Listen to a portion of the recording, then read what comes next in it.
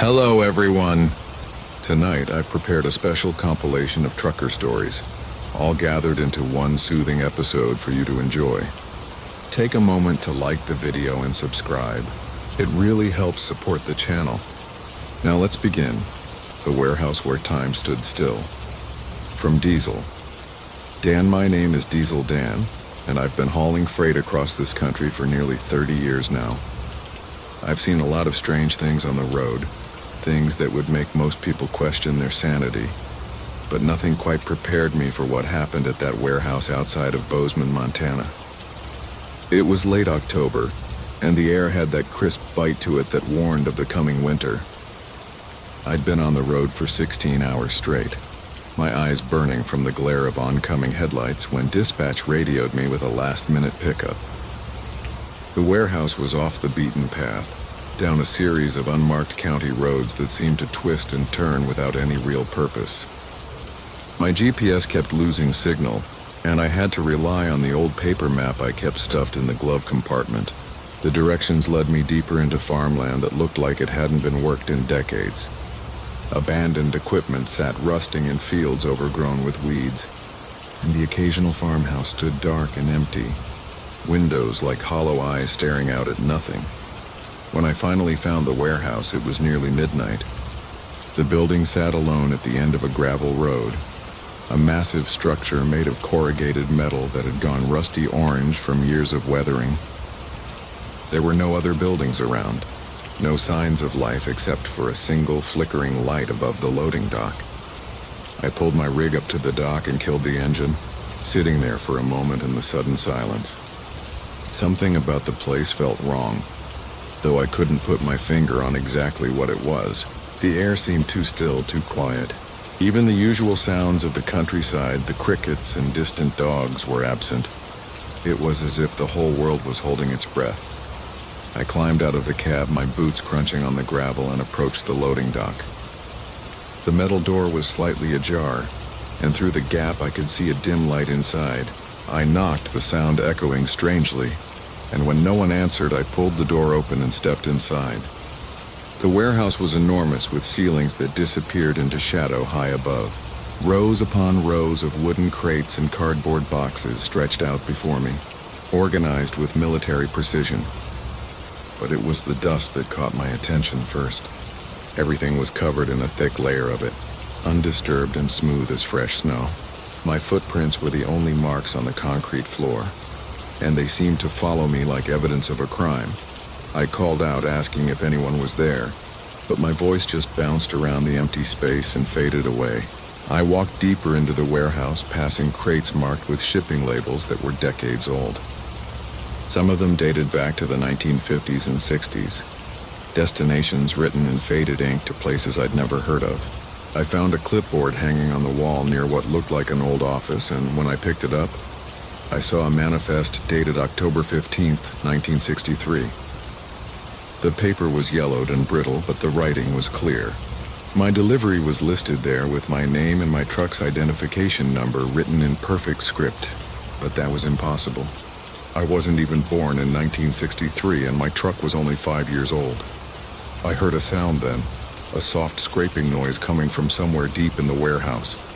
I turned, my heart suddenly pounding, and called out again.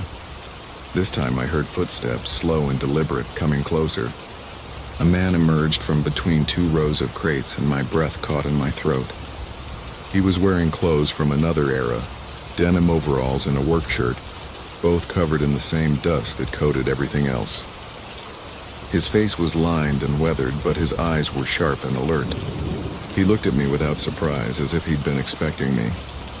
He told me his name was Walter, and he'd been the warehouse manager for longer than he could remember. When I asked him about the manifest, about the date, he just smiled sadly and said that time worked differently here. He explained that the warehouse existed outside the normal flow of time, that it was a place where moments from different eras overlapped and intersected. Trucks would arrive from the past to pick up cargo that wouldn't be delivered for decades, and sometimes drivers from the future would show up looking for shipments that hadn't arrived yet. He said he'd stopped trying to understand it years ago and had simply accepted it as part of the job. I wanted to leave right then, to get back in my truck and drive away as fast as I could. But Walter told me I couldn't go until I loaded my cargo. He said that's how it worked here. Once you arrived, you had to fulfill your delivery or you'd be stuck forever, just like him. He'd made the mistake of refusing a shipment back in 1947, and he'd been here ever since, watching other drivers come and go while he remained trapped in this timeless place. His family had grown old and died without him. The world had moved on, but he was still here, forever middle-aged, forever waiting. He led me to my cargo, a single wooden crate about 4 feet on each side. It wasn't marked with any shipping labels or destination information, just a simple painted number on one side. Walter helped me load it onto my dolly, and together we wheeled it out to my truck. The whole time he talked about his life before the warehouse, about his wife and children, about the farm he'd planned to buy. His voice was hollow, full of regret and resignation. When we reached my truck, he helped me secure the crate in the trailer, his movements practiced and efficient despite his age. Before I climbed back into the cab, Walter put a hand on my arm and looked me straight in the eye. He told me to never come back here, to refuse any delivery that would bring me to this warehouse again, no matter what dispatch said. He told me that some places weren't meant for the living, that they existed in the cracks between moments, and that anyone who stayed too long would become part of those cracks, lost to the normal world forever. I promised him I would remember, and he nodded slowly, then turned and walked back into the warehouse without another word. I drove away from that place as fast as I dared on those dark country roads, my hands shaking on the wheel. When I finally hit the highway, the world seemed to snap back into focus. The radio came back on, playing a song I recognized, and I saw other vehicles on the road, their headlights reassuring in the darkness. I looked at my watch and saw that only 20 minutes had passed since I'd pulled up to the warehouse, though it had felt like hours inside. When I delivered the crate the next morning, the customer didn't seem to find anything unusual about it, just signed for it and had his forklift operator take it away. I never did find out what was in that crate, and I've learned not to ask too many questions about the cargo I haul. But I think about Walter sometimes, about him standing alone in that dusty warehouse, forever waiting for a release that will never come. I've turned down 3 deliveries since then that would have taken me back to that area, and each time dispatch seems confused by my refusal. They check their records and tell me there's no warehouse at those coordinates, that the road doesn't exist on any map. But I know better. I know it's out there, sitting at the end of that gravel road, existing in its own pocket of frozen time. And I know Walter is still there, helping other unlucky drivers load their cargo while the decades slip past unnoticed. Sometimes, late at night when I'm driving through empty country, I wonder if I made the right choice. Part of me wants to go back, to try to help Walter escape somehow, but the rational part of my mind knows that's impossible. Time is a river, and once you step out of its current, you can never step back in. All you can do is watch it flow past from the shore, growing more distant with each passing moment. That's what Walter taught me, and it's a lesson I'll carry for the rest of my days on the road. Some deliveries aren't worth making, no matter how much they pay, and some warehouses are better left unvisited, their secrets locked away in the spaces between seconds, the cargo that moved on its own. From Rusty Joe, they call me Rusty Joe on account of the old Peterbilt I've been driving since the early 2000s. The truck's seen better days, sure, but she's reliable, and in this business, that's worth more than a shiny new cab with all the bells and whistles. I've hauled just about everything you can imagine over the years, from livestock to electronics, from furniture to industrial equipment, but nothing prepared me for the cargo I picked up from that distribution center in Memphis on a humid August night. The paperwork said it was agricultural equipment, bound for a research facility in Arkansas, and the weight seemed right when they loaded it. I watched them fork the crate into my trailer, a wooden box about 8 feet long and 4 feet wide, sealed tight with metal bands and marked with hazard symbols I didn't recognize. The trouble started about an hour into the drive. I was heading north on Interstate 55, the radio playing old country songs, when I heard a sound from the trailer behind me. It was a scraping noise, metal on metal, like something being dragged across the floor. I figured maybe the load had shifted, which happens sometimes if it's not secured properly, so I pulled off at the next rest area to check it out. When I opened the trailer doors, everything looked fine. The crate was exactly where it had been. The straps holding it in place were tight and secure. I walked around it, checking for loose boards or damage, but found nothing. The scraping sound had stopped, and in the bright fluorescent lights of the rest area, I felt a little foolish for worrying. I got back on the road, telling myself I'd just been hearing things, that the long hours were getting to me. But 20 minutes later, the sound started again. Louder this time and more insistent. It wasn't just scraping anymore. There was a rhythmic quality to it, like something moving deliberately, purposefully. I could feel it through the seat of my truck, a vibration that seemed to pulse in time with whatever was making the noise. I tried to ignore it, to focus on the road ahead, but it was impossible. The sound grew louder and more complex, adding new elements. There was a rustling now, like fabric being dragged across rough wood, and underneath it all, something that sounded almost like breathing. I pulled over again, this time on the shoulder of the highway, and grabbed my flashlight from the cab. My hands were shaking as I unlocked the trailer and pulled the doors open. The crate had moved. It was only a few inches, but it had definitely moved. The straps were still tight, still holding it in place, but somehow the whole thing had shifted toward the front of the trailer. I climbed inside, my flashlight beam cutting through the darkness, and approached the crate carefully. Up close I could see that the wood was old, much older than I'd initially thought. The boards were dark with age and covered in strange markings that looked like they'd been carved by hand. Some of them might have been letters or symbols, but in a language I didn't recognize. I pressed my ear against the side of the crate, listening. At first there was nothing, just the ambient sound of trucks passing on the highway behind me. Then I heard it, a sound so faint I almost missed it. It was definitely breathing, slow and measured, coming from inside the crate. My rational mind told me it had to be an animal, maybe something that had gotten trapped inside during packing. But every instinct I had screamed at me to get away from that box. I backed out of the trailer quickly, my heart hammering in my chest, and slammed the doors shut. I should have called dispatch right then, should have refused to haul the load any further. But I didn't. I told myself I was being ridiculous, that there was a logical explanation for everything, and I got back in the cab and continued driving. The next few hours were a nightmare. The sounds from the trailer grew louder and more varied. There was scratching now, like claws or fingernails dragging across wood, and the breathing had become ragged and harsh. I could hear the crate moving, sliding back and forth despite the straps, bumping against the walls of the trailer with dull thuds that made my truck shudder. I drove faster, desperate to reach the delivery point and be rid of this cargo. But it felt like the miles were stretching out before me, the distance growing rather than shrinking.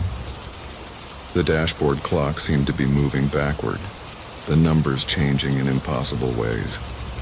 At one point I looked down and saw it read 3:47 in the morning. But when I looked again a few minutes later, it said 3:42. I started seeing things in my mirrors, shadows moving in the trailer behind me that shouldn't have been there. At first I thought it was just tricks of the light, the way headlights from passing cars created strange patterns. But then I realized the shadows were moving independently, flowing across the walls of the trailer like liquid. They seemed to reach toward the cab, toward me, and I found myself pressing harder on the accelerator, pushing my old Peterbilt faster than I'd ever driven her before. The engine roared, protesting the abuse, but I didn't care. All I wanted was to get to that research facility and unload this cursed cargo. When I finally pulled up to the facility gates, the sun was just starting to rise, painting the sky in shades of orange and pink. The guard at the gate checked my paperwork and waved me through without comment, directing me to a loading dock at the rear of the main building. I backed up to the dock, my hands slick with sweat on the steering wheel, and killed the engine. The sudden silence was deafening. The sounds from the trailer had stopped the moment I entered the facility grounds, and now there was nothing but the usual morning sounds, birds singing and equipment humming. Two men in white lab coats came out to meet me, both carrying clipboards and wearing expressions of professional boredom. They opened the trailer doors and inspected the crate, making notes and nodding to each other. One of them turned to me and asked if I'd experienced any problems during transport. I opened my mouth to tell them everything, about the sounds and the movement and the shadows, but the words died in my throat. They were looking at me with such casual indifference as if this was just another routine delivery, and I suddenly felt foolish. What could I say that wouldn't make me sound crazy? So I just shook my head and told them the trip had been uneventful. They had me sign some forms, and then a forklift appeared to take the crate away. As it was lifted out of my trailer, I caught a glimpse of the markings on the side again, and this time I was sure I saw them move, shifting and rearranging themselves into new patterns. I left that facility as quickly as I could, not even stopping to use their restroom or get a cup of coffee. I just wanted to put as much distance between myself and that crate as possible. For the next week, I jumped at every strange sound, checked my trailer obsessively at every stop, and had trouble sleeping even when I was exhausted. I kept thinking about what might have been inside that box. What kind of agricultural equipment breathes and moves and casts shadows that seem alive? I've done some research since then, looked into that facility and what kind of work they do there, but I haven't found any answers. Their website is vague, talking about biotechnology and advanced research, but nothing specific enough to explain what I hauled for them. I still drive my old Peterbilt, still haul cargo up and down the highways, but I'm more careful now about what jobs I accept. I read the manifest closely, ask questions about the cargo, and if anything seems even slightly off, I turn down the job. Some of the other drivers think I've gotten paranoid in my old age, that the road has finally gotten to me, but I don't care what they think. I know what I heard and saw that night, and I know there are things in this world that don't belong in the back of a semi-truck, things that should stay locked away in laboratories or buried deep in the ground where they can't hurt anyone. I've been lucky so far, made it through that delivery with nothing worse than a few sleepless nights and a healthy dose of fear, but I know others haven't been so fortunate. Sometimes I hear stories from other drivers, tales of cargo that turned out to be something other than what was listed on the manifest, and I wonder how many of us are out there hauling nightmares down the highway without even knowing it. The town with a population of 1, from Highway Hank here, and I've been driving these roads since before most of the current crop of truckers were even born. I've seen America change through my windshield, watched small towns dry up and blow away, seen new cities spring up where there used to be nothing but desert, and traveled every major highway and most of the minor ones. But in all my years on the road, I've never encountered anything quite like Millerville, if you can even call it a town anymore. I stumbled across it by accident, or maybe by design, depending on how you look at these things, on a cold February night when a late winter storm forced me to detour off Interstate 40. The main highway was closed due to ice, and the detour signs led me onto a series of increasingly smaller roads that wound through the hills of eastern Oklahoma. I'd been driving for about 2 hours on these back roads, seeing nothing but dark forest and the occasional abandoned barn, when my headlights picked out a faded green sign that read, Millerville, Population 1. I thought it was some kind of joke at first, maybe vandalism or a quirky attempt at humor by the locals. But as I drove into the town limits, I started to wonder. Main Street, if you could call it that, was lined with old buildings that looked like they'd been frozen in time somewhere around the 1940s. There was a general store, a post office, a tiny bank, a diner, and a handful of other structures, all dark and seemingly abandoned. But every building was in perfect condition. No broken windows or sagging roofs, no graffiti or obvious signs of decay. It looked like everyone had simply walked away one day and never come back. The only light came from the diner, a small rectangular building with a neon sign that flickered and buzzed in the cold night air. I was low on fuel and desperately in need of coffee, so I pulled my rig into the empty parking lot and climbed out of the cab. The wind had picked up, carrying with it the smell of snow, and I hurried toward the diner's entrance. A bell jingled as I pushed open the door, and warmth washed over me along with the smell of fresh coffee and frying bacon. The interior looked like something out of a movie, all chrome and red vinyl, with a long counter lined with stools and a handful of booths along the windows. And sitting at the counter, nursing a cup of coffee, was the town's sole resident. He was an old man, probably in his 80s, with a face that was all angles and weathered lines. He wore denim overalls over a flannel shirt and a baseball cap with the name of a seed company I'd never heard of. He looked up when I entered, and a slow smile spread across his face as if he'd been waiting for me. He introduced himself as Earl, said he'd been the mayor, police chief, fire chief, and only citizen of Millerville for the past 43 years. When I asked what happened to everyone else, his smile faded, and he gestured for me to sit down. He poured me a cup of coffee from a pot that sat on a warming plate behind the counter, and then he started to talk. Earl told me that Millerville used to be a thriving community of about 300 people, supported by a textile mill that operated in a building just outside of town. The mill had been the heart of everything, providing jobs and income, bringing in new families, and giving the young people a reason to stay. But in 1981, the mill closed, moved its operations overseas where labor was cheaper. Within a year, most of the town's population had left, moving to larger cities where there were jobs and opportunities.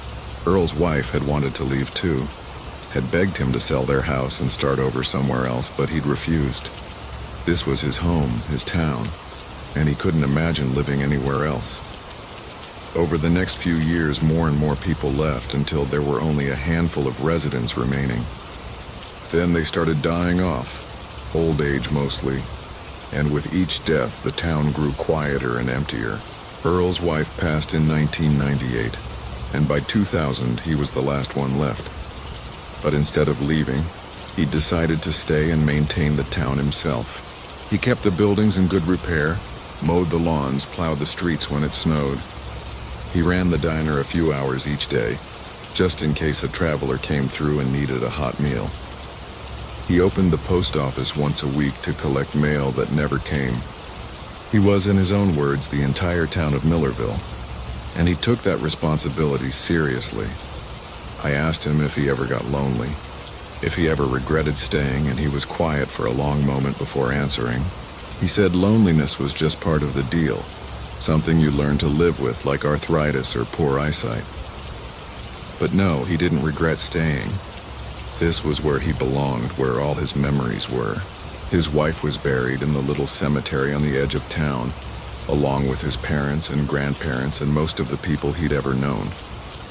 Leaving would be like abandoning them, and he couldn't do that. So he stayed day after day, year after year, keeping the town alive through sheer force of will. We talked for over an hour, and he told me stories about Millerville in its heyday, about the people who'd lived there and the events that had shaped the community. He showed me old photographs he kept in a box behind the counter, black and white images of parades and picnics, of children playing in the streets and couples dancing at the town hall.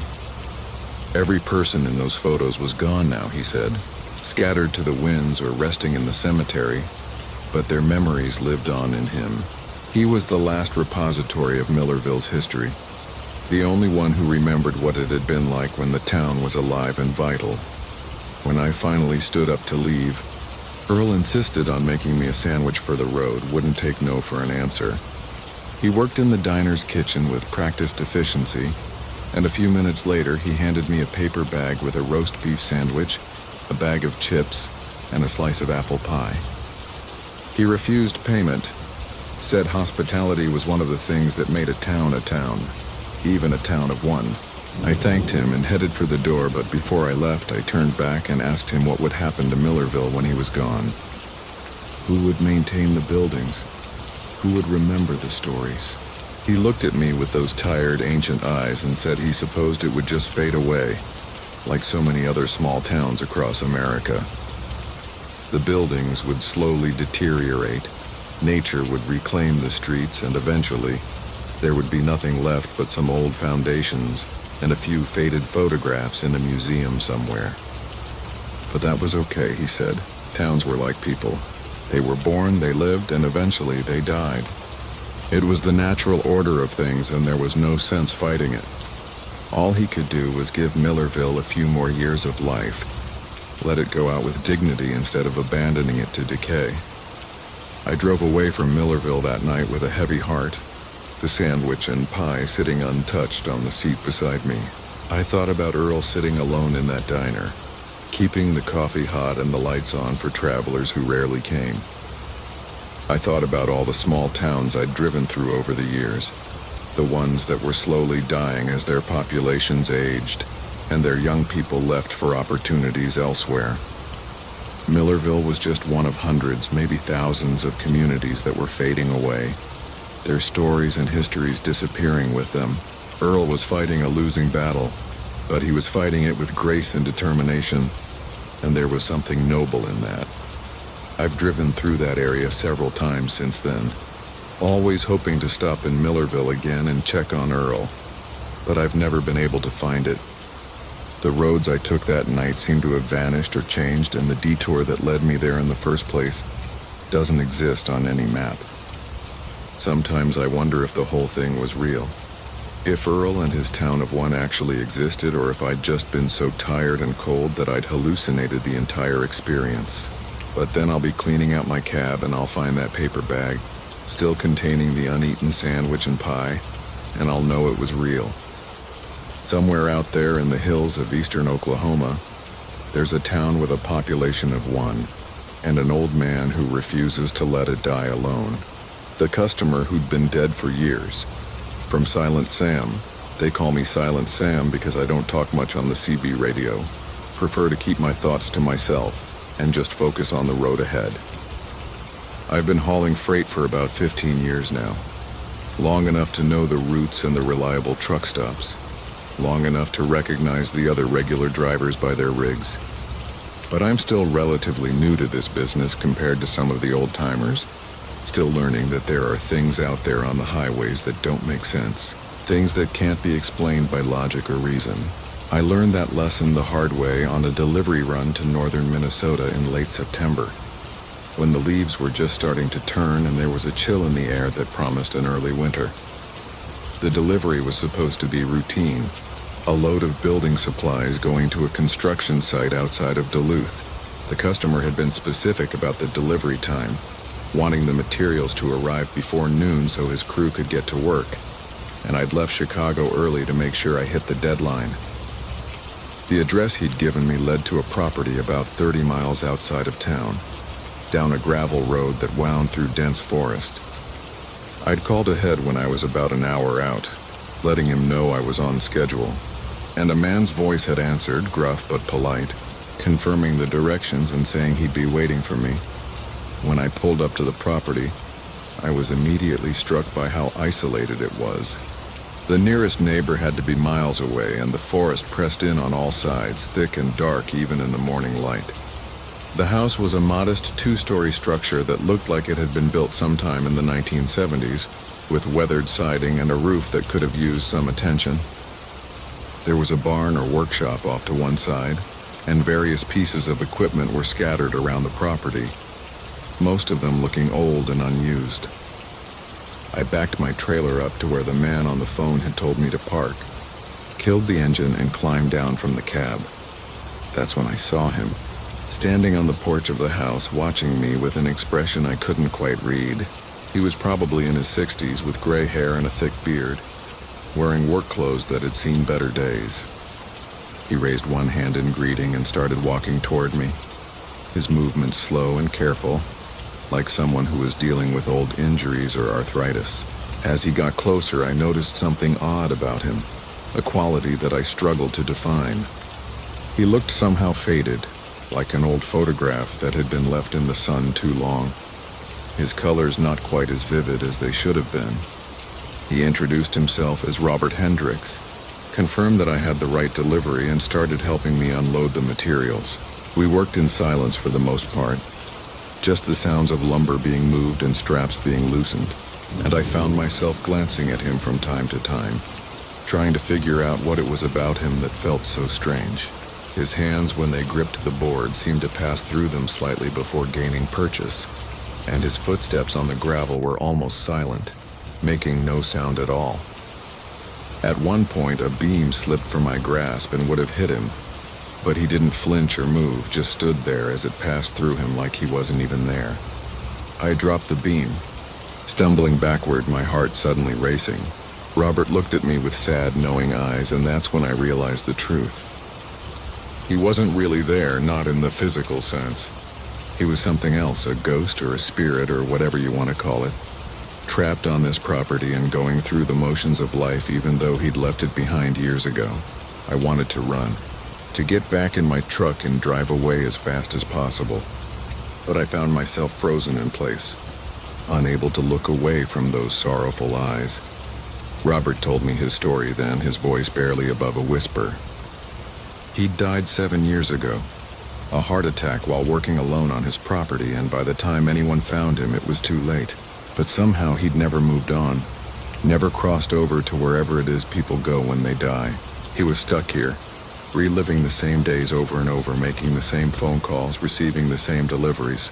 He said he didn't know why he couldn't leave, what it was that kept him tied to this place. But he suspected it had something to do with the house he'd been building, the project he'd never finished. Every day he worked on it, even though his hands could barely touch the materials, even though nothing he built stayed built for long. And every few weeks a delivery would arrive, and he'd go through the motions of accepting it and signing for it, even though the materials would vanish by the next morning. I asked him why he called for deliveries if nothing was real, if he couldn't actually use the materials, and he said it was the only contact he had with the living world. For a few hours every month, someone would come to his property, and he could pretend he was still alive, still working on his dream home, still part of the world he'd left behind. It was torture, he admitted, this half-life he was living, but it was better than the alternative, which was complete and utter isolation. At least this way he could see another human face, hear another human voice, even if that person couldn't really see or hear him properly. We finished unloading the materials in silence, and when we were done, Robert asked me to sign the delivery receipt. I hesitated, wondering what would happen if I refused, if breaking the pattern might somehow free him, but in the end I signed. It seemed cruel to deny him even this small comfort, this brief illusion of normalcy.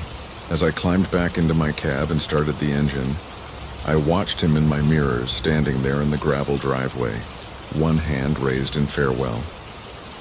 He looked so alone, so lost, and I felt a wave of sadness wash over me that was almost overwhelming. I drove away from that property with tears in my eyes, something that doesn't happen to me often. I couldn't stop thinking about Robert Hendricks, about him spending eternity trapped on that isolated property, unable to move forward or let go of his past. I wondered how many other people were out there in similar situations, stuck between worlds, going through the motions of life even though they were no longer part of it. The thought haunted me for weeks, and I found myself being more aware of the people I encountered on my deliveries, wondering if they were really there, or if they were just echoes of lives that had already ended.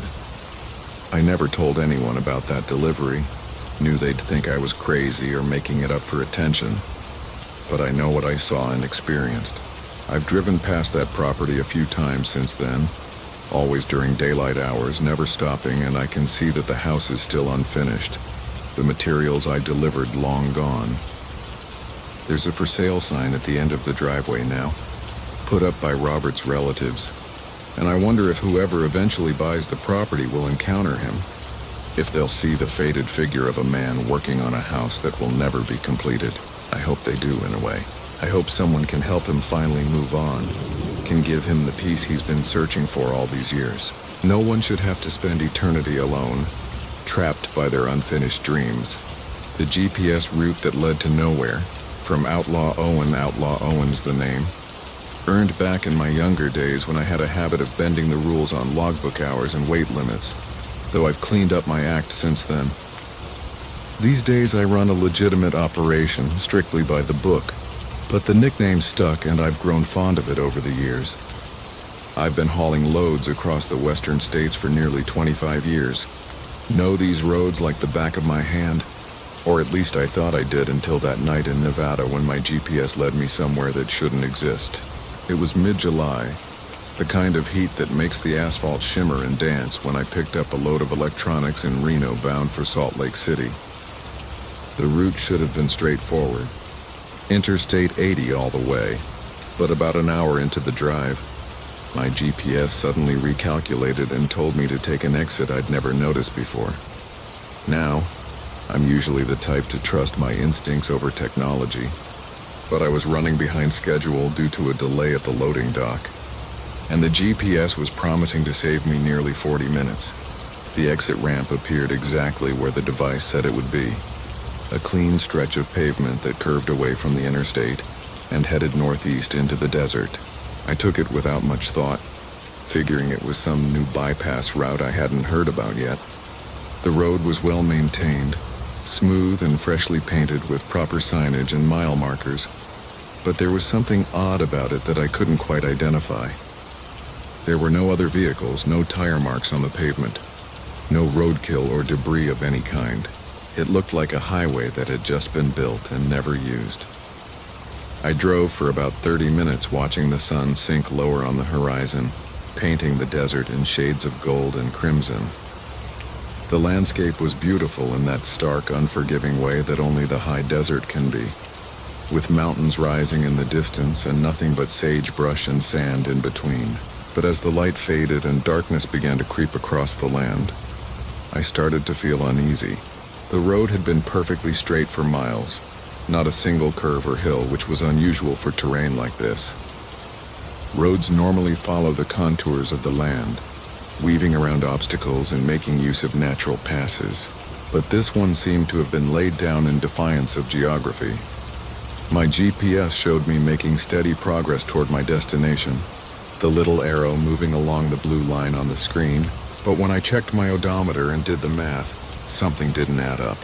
According to the GPS, I'd traveled about 50 miles since taking the exit, but my odometer showed only 20. I thought maybe the device was glitching, so I tried to recalibrate it, but the numbers didn't change. The GPS insisted I was exactly where it showed me, while my truck's instruments told a different story. I started to feel a creeping sense of wrongness, the kind of instinctive warning that animals get before an earthquake or a storm. That's when I noticed the mile markers had stopped making sense. The last one I'd passed had read mile 73, but the next one said mile 73 again. I slowed down, watching carefully, and saw another marker ahead. Mile 73, and another. Mile 73.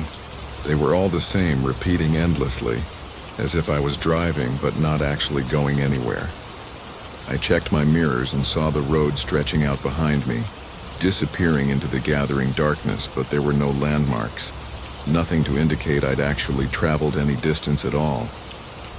The desert looked exactly the same in every direction, unchanging and eternal.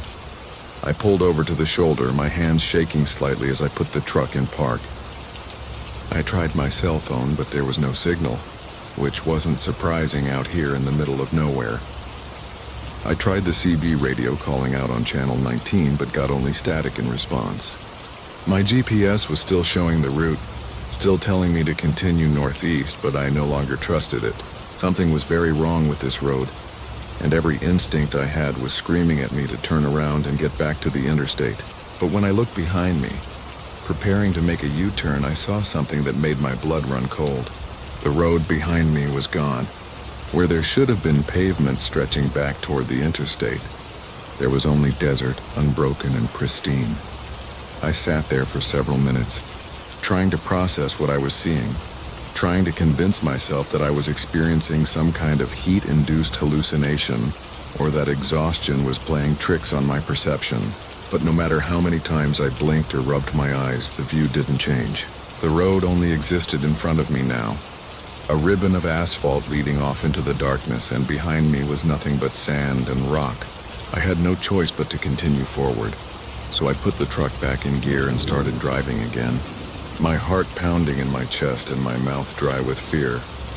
The road seemed to go on forever, mile after mile of perfect straightness, with those same mile markers appearing in my headlights at regular intervals.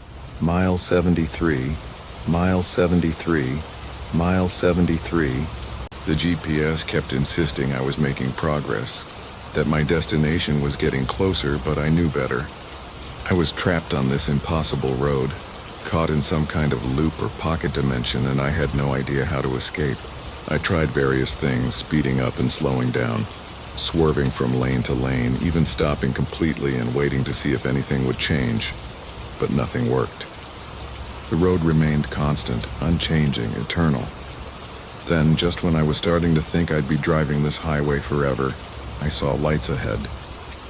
Not headlights or taillights, but stationary lights, like those of a building or a rest area. Hope surged through me, and I pressed harder on the accelerator, desperate to reach whatever was out there. As I got closer, I could make out the shape of a small structure beside the road, something that looked like a gas station or a convenience store. I pulled into the parking lot, which was empty except for a single old sedan that looked like it hadn't moved in years, and killed my engine.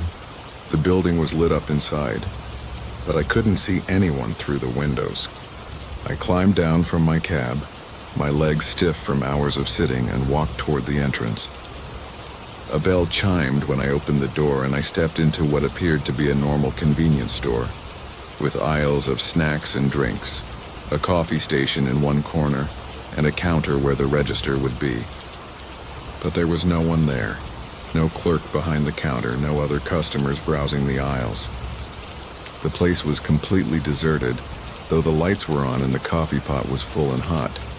I called out asking if anyone was there, but got no response. I walked around the store checking the back room and the restroom, but found no one. On the counter, I noticed a map, the old-fashioned paper kind, spread out and marked with a red pin. Someone had drawn a route on it, a line that started at Interstate 80 and headed northeast into the desert, ending at a point marked with an X and the word "nowhere" written beside it. Below the X in the same red ink were the words, "Turn back while you still can." I grabbed the map and ran back to my truck, my heart racing. I didn't know who had left that message or how long ago, but I knew I needed to heed the warning. I started my engine and looked at my GPS, which was still showing the route forward, still insisting I continue northeast. I turned it off, unplugged it from the power socket, and made a decision based purely on instinct. I cranked the wheel hard to the left and drove off the road, directly into the desert, heading back in the direction I thought I'd come from. The ride was rough, my truck bouncing over rocks and sagebrush, the suspension complaining with every impact. But after about 20 minutes of this punishment, I saw something that made me nearly cry with relief. Interstate 80, the real interstate with real cars and trucks driving on it, their headlights cutting through the night. I pushed harder, ignoring the damage I was probably doing to my truck, and finally crashed through some brush onto the shoulder of the highway. Other drivers honked at me as I merged into traffic, probably thinking I was drunk or crazy, but I didn't care. I was back in the real world, back where roads actually went somewhere and mile markers progressed in logical order. I drove straight through to Salt Lake City without stopping, delivered my load, and then spent 3 hours in a truck stop parking lot, just sitting and staring at nothing, trying to process what had happened. I've never used that GPS unit again, threw it in a dumpster the next day and bought a new one. I've driven Interstate 80 through Nevada dozens of times since then, always looking for that exit ramp, but I've never seen it again. Sometimes I wonder if it's still out there, waiting for another driver to take it, leading them onto that impossible road that goes nowhere. And sometimes, late at night when I can't sleep, I think about that map and the message written on it, and I wonder who left it there and whether they ever made it back. The cargo that whispered my name. From Iron Ike they call me, on account of the time I drove through a blizzard with a broken heater and made my delivery on time anyway. Tough as iron, they said. I've been in this business for 32 years. Started when I was barely old enough to get my CDL, and I've hauled just about everything imaginable. But I've always had one rule: Don't ask too many questions about the cargo. You get the manifest, you check the weight, you secure the load properly, and you drive. What's in the boxes isn't your concern as long as it's legal and properly documented. That philosophy served me well for over 3 decades, until I picked up a load from a pharmaceutical company in New Jersey on a rainy October evening. The cargo was listed as medical research materials, temperature controlled, bound for a facility in Pennsylvania. The paperwork all checked out and the loading crew seemed professional enough, though I noticed they were unusually quiet while working, not engaging in the typical banter and jokes you usually hear at loading docks. The cargo consisted of 6 identical metal containers, each about 3 feet cubed, sealed with heavy locks and marked with biohazard symbols. The containers were loaded onto special refrigerated pallets and strapped down with extra security, and the crew supervisor made me sign about a dozen different forms before he'd let me leave, emphasizing the importance of maintaining the temperature at exactly 37 degrees Fahrenheit. I pulled out of the facility around 8 in the evening, heading west on Interstate 78. Traffic was light, just the usual mix of commuters heading home and other trucks making their runs. The rain was steady but not heavy, and I settled into the rhythm of driving, my mind wandering to plans for the weekend and whether I'd have time to visit my daughter in Pittsburgh. About an hour into the drive, I heard it for the first time, a sound so faint I almost missed it over the noise of the engine and the rain on the windshield. It was my name, whispered softly, coming from the trailer behind me. At first I thought I was imagining it, that the sound of the rain was creating patterns my brain was interpreting as words. But then I heard it again, clearer this time. Ike. Just my name, spoken in a voice that was neither male nor female, neither young nor old. It seemed to come from everywhere and nowhere at once, resonating through the truck in a way that made my skin crawl. I turned down the radio, straining to hear, and there it was again. Ike. This time there was an urgency to it, almost a pleading quality. I pulled over at the next rest area, my hands gripping the steering wheel so tightly my knuckles had gone white. I sat there for several minutes, listening to the rain drum on the roof of the cab, trying to convince myself I was just tired, that I needed to take a break and splash some cold water on my face. But even with the engine off, I could still hear it, that whisper calling my name. I grabbed my flashlight and rain gear and climbed down from the cab, walking around to the trailer. The rear doors were sealed with a special lock that I'd been told not to open under any circumstances, and the temperature monitor on the side showed that everything was maintaining the correct temperature. I pressed my ear against the cold metal of the trailer and immediately wished I hadn't. The whispering was louder here, and it wasn't just one voice anymore. There were multiple voices now, all speaking at once, all saying my name in different tones and inflections. Some were urgent, some were sad, some were angry. They overlapped and intertwined, creating a chorus that was both fascinating and deeply disturbing. And underneath the whispers, I could hear something else, a wet, organic sound, like something breathing or moving in liquid. I stepped back from the trailer, my heart hammering in my chest, and seriously considered calling the pharmaceutical company to tell them I couldn't complete the delivery. But what would I say? That the cargo was whispering my name? They'd think I was crazy and I'd probably lose my contract with them. Maybe even my CDL if they reported me as being mentally unstable. So I made the decision to continue, to ignore the whispers and just get the cargo to its destination as quickly as possible. I climbed back into the cab, started the engine, and pulled back onto the highway, turning the radio up loud to drown out the sounds from the trailer. But the whispers couldn't be drowned out. They grew louder and more insistent as the miles passed, cutting through the music and the engine noise like they were being broadcast directly into my skull. And they weren't just saying my name anymore. They were saying other things now, personal things, secrets I'd never told anyone. They knew about the accident I'd been in 20 years ago, the one I'd never reported because I'd been over my hours and afraid of losing my license. They knew about the affair I'd had, the one that almost destroyed my marriage. They knew about the time I'd found a wallet full of cash at a rest stop and kept it instead of turning it in.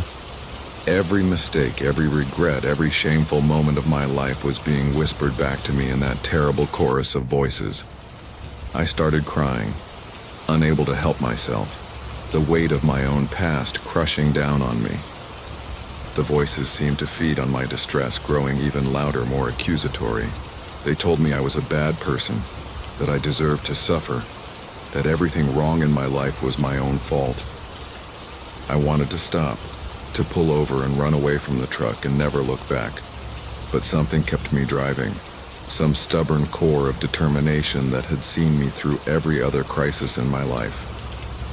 I focused on the road ahead, on the simple mechanical act of driving, and tried to block out everything else. Then, just as suddenly as they'd started, the whispers changed. They became softer, almost gentle, and they stopped accusing me. Instead, they started offering me things. They promised they could change my past, erase my mistakes, give me the life I should have had. All I had to do was open the trailer, let them out, help them. They said they weren't trying to hurt me, that they just wanted to be free, and that if I helped them, they'd help me in return. The offers were tempting, incredibly so, and I found my foot easing off the accelerator, my mind seriously considering what they were proposing. But then I remembered something my father had told me when I was young, back before he died. He'd said that anything that sounds too good to be true usually is, and that the easy path is rarely the right path. I pushed down on the accelerator again, ignoring the increasingly desperate pleas coming from the trailer, and focused on getting to my destination. The last 30 miles of that drive were the longest of my life. The whispers became screams. The voices became angry and threatening, telling me I'd regret not helping them, that I'd pay for my stubbornness. But I kept driving, my jaw clenched and my eyes fixed on the road. When I finally pulled up to the facility in Pennsylvania, it was after midnight. Armed security guards were waiting for me, along with several people in hazmat suits. They moved with practiced efficiency, using a special device to open the trailer and unloading the containers with mechanical lifts. I never saw what was inside those metal boxes, and I never wanted to. As soon as the last container was off my trailer, I signed the necessary forms and got out of there as fast as I could, not even stopping to use the restroom or get a drink of water. The silence in my cab after they unloaded the cargo was deafening. I'd grown so accustomed to the whispers that their absence felt strange and unsettling. I drove to a truck stop about 20 miles away and sat in the parking lot for the rest of the night, unable to sleep, just staring at nothing and trying to process what I'd experienced. In the morning, I called my dispatcher and told her I needed a few days off, that I had some personal matters to attend to. She agreed, probably hearing something in my voice that worried her, and I drove home to spend time with my family. I've thought a lot about that cargo in the years since, about what it might have been and why it knew so much about me. I've come to the conclusion that some types of research shouldn't be conducted, that there are boundaries of knowledge that shouldn't be crossed. Whatever was in those containers, it wasn't natural, wasn't right, and I'm just grateful that I got it to its destination without opening the trailer. I still haul loads for that pharmaceutical company occasionally, but I always check the manifest carefully now, and if it says medical research materials, I turn down the job. Call me superstitious or scared, I don't care. I've learned that there are worse things than losing a contract, and one of them is cargo that knows your name. The loading dock full of shadows. From Diesel Dave here, and I've been running routes through the industrial Midwest for about 18 years now. I'm not one of those drivers who's full of tall tales and ghost stories, always trying to one-up everyone at the truck stops with increasingly unbelievable yarns. I'm practical, level-headed, the kind of guy who believes what he can see and touch and measure. But I can't explain what happened at that loading dock in Gary, Indiana, and I've stopped trying to rationalize it away. Some things just are, whether they make sense or not. And that night taught me that the world is stranger than I'd ever imagined. It was early December, cold enough that your breath came out in clouds and the wind off Lake Michigan cut right through your jacket. I'd been hauling a load of automotive parts from Detroit to Chicago, and the delivery had taken longer than expected due to complications at the receiving warehouse. By the time I finished, it was nearly midnight and I was exhausted. I called my dispatcher to let him know I'd completed the delivery, and he told me there was a last-minute pickup available nearby if I wanted it, a load of industrial equipment that needed to go to Indianapolis. The pay was good and I was already in the area, so I agreed. The address he gave me was for a warehouse in the industrial district of Gary, a part of town that had seen better days. The steel mills that had once made this area prosperous were mostly closed now, and many of the buildings stood empty and abandoned, monuments to an economy that had moved on. The warehouse I was looking for was one of the older structures, a massive brick building with broken windows and faded lettering on the side.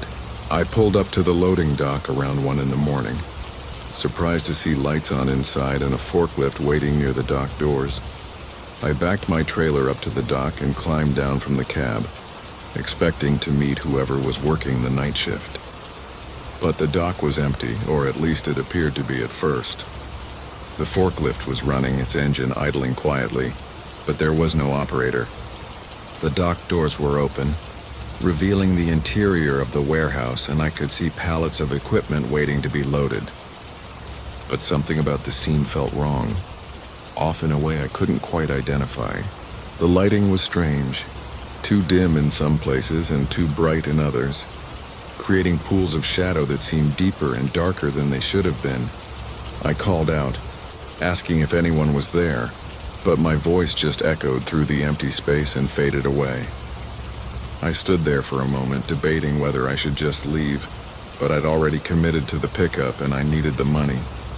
So I climbed up onto the loading dock and walked toward the warehouse interior, my footsteps echoing on the concrete floor. As I got closer to the pallets, I started to notice the shadows. They weren't behaving the way shadows should, weren't staying in one place or maintaining consistent shapes. They seemed to move independently, flowing across the floor and up the walls like living things. I stopped walking, watching these shadow things with growing unease. They were definitely moving, definitely aware of my presence, and as I watched, they began to coalesce, forming into shapes that were almost humanoid. Dozens of them, maybe hundreds, gathering in the darker corners of the warehouse and along the walls. They didn't have faces or distinct features, were just vaguely person-shaped patches of darkness that moved with fluid grace. And they were all watching me. I could feel their attention even though they had no eyes. Could sense their hunger or curiosity or whatever emotion drove them. One of the shadows detached from the wall and moved toward me, gliding across the floor without making a sound. I backed away instinctively, my heart racing, but it kept coming, getting closer and closer. When it was about 10 feet away, it stopped and seemed to study me, its form rippling and shifting like smoke. Then it reached out, or at least that's the best way I can describe it, extending a tendril of darkness toward my feet. When the shadow touched my boot, I felt a wave of cold so intense it was painful, a chill that went beyond physical temperature and seemed to freeze something deeper, something essential. I kicked at the shadow, and to my surprise, my boot passed right through it, dispersing the darkness temporarily before it flowed back together. But that momentary contact had been enough to tell me these things could hurt me, could drain something vital from me if I let them. I turned and ran back toward my truck, but more shadows were flowing across the loading dock now, cutting off my escape route. They moved faster than I could run, surrounding me in a circle of darkness that pulsed and breathed like a living organism. I was trapped, with my back against a support pillar and shadows closing in from all sides. That's when I heard the voice, an old man's voice calling out from somewhere deeper in the warehouse. He was telling the shadows to back off, to leave me alone, and to my amazement, they obeyed. They retreated, flowing back into the corners and crevices, though I could still feel them watching, waiting. The old man emerged from the darkness using a cane to support his weight, wearing clothes that looked like they'd come from the 1940s or 50s. His face was lined and weathered, but his eyes were sharp and alert, and he looked at me with a mixture of sympathy and resignation. He introduced himself as Martin, Said he'd been the warehouse manager here for longer than he could remember, though the warehouse itself had been closed for over 20 years. When I asked him about the shadows, he just shook his head sadly and said they'd always been here, or at least for as long as he'd known about them. They were drawn to this place for reasons he didn't understand. Drawn to the darkness and the emptiness, and they fed on the living when they got the chance. He'd learned how to control them over the years, had established a kind of understanding with them, but it was a fragile piece that required constant vigilance. Martin told me I shouldn't have come here, that the address my dispatcher had given me was wrong or outdated, that this warehouse didn't accept deliveries anymore. Whatever load I was supposed to pick up didn't exist, or at least not here, not in this place where the shadows lived. He said I needed to leave immediately, before the shadows decided they were hungry enough to disobey him, and he'd hold them off as long as he could to give me a head start. I didn't need to be told twice. I thanked him and ran for my truck, climbing into the cab and starting the engine with shaking hands. As I pulled away from the loading dock, I looked in my mirrors and saw Martin standing there, surrounded by shadows that were getting bolder, pressing closer to him. He raised one hand in farewell, and then the shadows surged forward, engulfing him. I looked away, unable to watch, and drove out of that industrial park as fast as my truck would go. I called my dispatcher as soon as I had cell signal and told him the pickup had been a mistake, that the warehouse was abandoned, and there was no cargo. He seemed confused, said he'd check his records, but I never heard back from him about it. I've driven through Gary many times since then, and I've never been able to find that warehouse again. The industrial district looks the same, full of old brick buildings and closed factories, but the specific building with the loading dock full of shadows has vanished, or at least become invisible to me. Sometimes I wonder if Martin is still there, still holding back the shadows, or if they finally consumed him that night. And sometimes I wonder how many other places like that exist, forgotten corners of the world where darkness has taken on a life of its own, and normal rules no longer apply. It's made me more cautious about the loads I accept, more careful about the addresses I drive to, because I know now that not every loading dock is just a loading dock, and not every shadow is just an absence of light. The rest stop clerk who knew my future, from Ghost Gear Gary Ghost Gear, Gary's what they call me, earned the nickname after I survived an accident that should have killed me. Walked away without a scratch when my truck rolled 3 times down an embankment. Some of the other drivers said I must have had a ghost riding with me, protecting me, and the name stuck. I've been hauling freight for about 20 years, mostly running routes through the southeast, and I've seen my share of strange things on these roads. But nothing prepared me for the rest stop clerk in South Carolina, who told me things about my future that no one should have been able to know. It was late March, one of those perfect spring nights when the air smells like flowers and possibilities, and I was running a load of textiles from Charlotte to Savannah. I'd been driving for about 6 hours and needed to take my mandatory break, so I pulled into a rest area off Interstate 26, one of those smaller facilities that only has restrooms and vending machines. But when I parked and climbed down from my cab, I noticed there was a small building I'd never seen before, lit up and open despite the late hour. It looked like a convenience store or gift shop, which was unusual for a rest area this size, but I figured maybe it was new, something they'd added since my last trip through here. I went inside, mainly just to stretch my legs and maybe get a coffee if they had any, and found myself in a cozy little space filled with road maps, snacks, and various souvenirs. Behind the counter sat an elderly woman, probably in her 70s, with silver hair pulled back in a bun and wearing a cardigan despite the warm night. She looked up when I entered and smiled, and there was something about that smile that made me uncomfortable, a knowing quality that suggested she saw more than she should. She greeted me by name, called me Gary, even though I wasn't wearing a name tag and we'd never met before. When I asked how she knew my name, she just chuckled and said she knew lots of things, that it was part of her job to know. I chalked it up to maybe having seen me before. Perhaps I'd stopped here years ago and forgotten. Or maybe she recognized me from the CB radio chatter that sometimes mentioned my nickname. I asked if she had coffee, and she pointed to a pot in the corner, told me to help myself. The coffee was surprisingly good, rich and strong, and I stood there sipping it while looking at the maps on the wall. That's when she started talking, telling me things about myself that no stranger should have known. She knew I had 2 daughters, knew their names and ages, knew that my youngest had just been accepted to college and that I was worried about how to pay for it. She knew about the health scare I'd had last year, the one I hadn't told anyone about, except my doctor. Knew that the tests had come back negative, but that I still worried sometimes that they'd missed something. She rattled off these facts casually, the way you might comment on the weather, and with each revelation I felt my unease growing. When I asked her how she knew these things, she just smiled again and said she'd always had a gift for seeing people clearly. Then she started telling me about my future, and that's when things got really strange. She said that in 6 months I'd be offered a job with a different trucking company, one based in Atlanta, and that the pay would be significantly better than what I was making now. She told me to take it, that it would change my life for the better, even though the decision would be difficult, because I'd been with my current company for over a decade. She said my youngest daughter would meet someone at college, a young man studying engineering, and that I'd like him even though I'd be suspicious at first.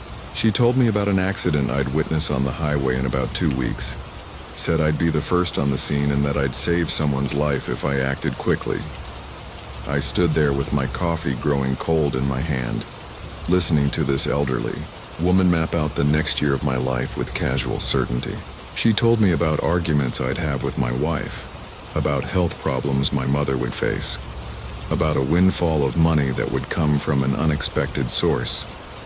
Some of the things she said were good, some were worrying, but all of them were specific and detailed in a way that couldn't be dismissed as generic fortune-telling. When she finally stopped talking, I asked her who she was, how she could possibly know all this, and whether I should be afraid. She told me her name was Esther, said she'd been working at rest stops along this stretch of highway for more years than she could count, helping travelers and offering guidance to those who needed it. She said she'd been born with the gift of sight, the ability to see the threads of fate that connect all things, and that over the years she'd learned to read those threads like other people read books. She could see the major events in people's futures, the decision points and turning moments, though the details were sometimes fuzzy and subject to change based on the choices people made. She said she didn't tell everyone what she saw, only those who she felt needed to know, those who were at important crossroads in their lives. I asked her why she was telling me all this, what I was supposed to do with this information, and she said that was up to me. She couldn't make my decisions for me, could only show me the paths that lay ahead and trust that I'd choose wisely. She warned me that some of what she'd told me might not come true exactly as she'd described, that the future was fluid and constantly changing, but that the general shape of events was usually reliable. Then she handed me a small card, plain white with just a phone number written on it in neat handwriting, and told me to call her if I ever needed guidance or advice. I left that rest area feeling shaken and confused, unsure whether to believe what I'd heard or to dismiss it as the ramblings of an eccentric old woman. But as the months passed, everything she'd told me started coming true. The job offer from the Atlanta company came exactly when she'd said it would, and after much deliberation, I took it. My daughter did meet an engineering student, a polite, young man who impressed me despite my initial skepticism. I was first on the scene of a terrible accident on Interstate 95, and I did help save someone's life by pulling them from a burning car. Every prediction, every small detail she'd mentioned, manifested in reality with eerie accuracy.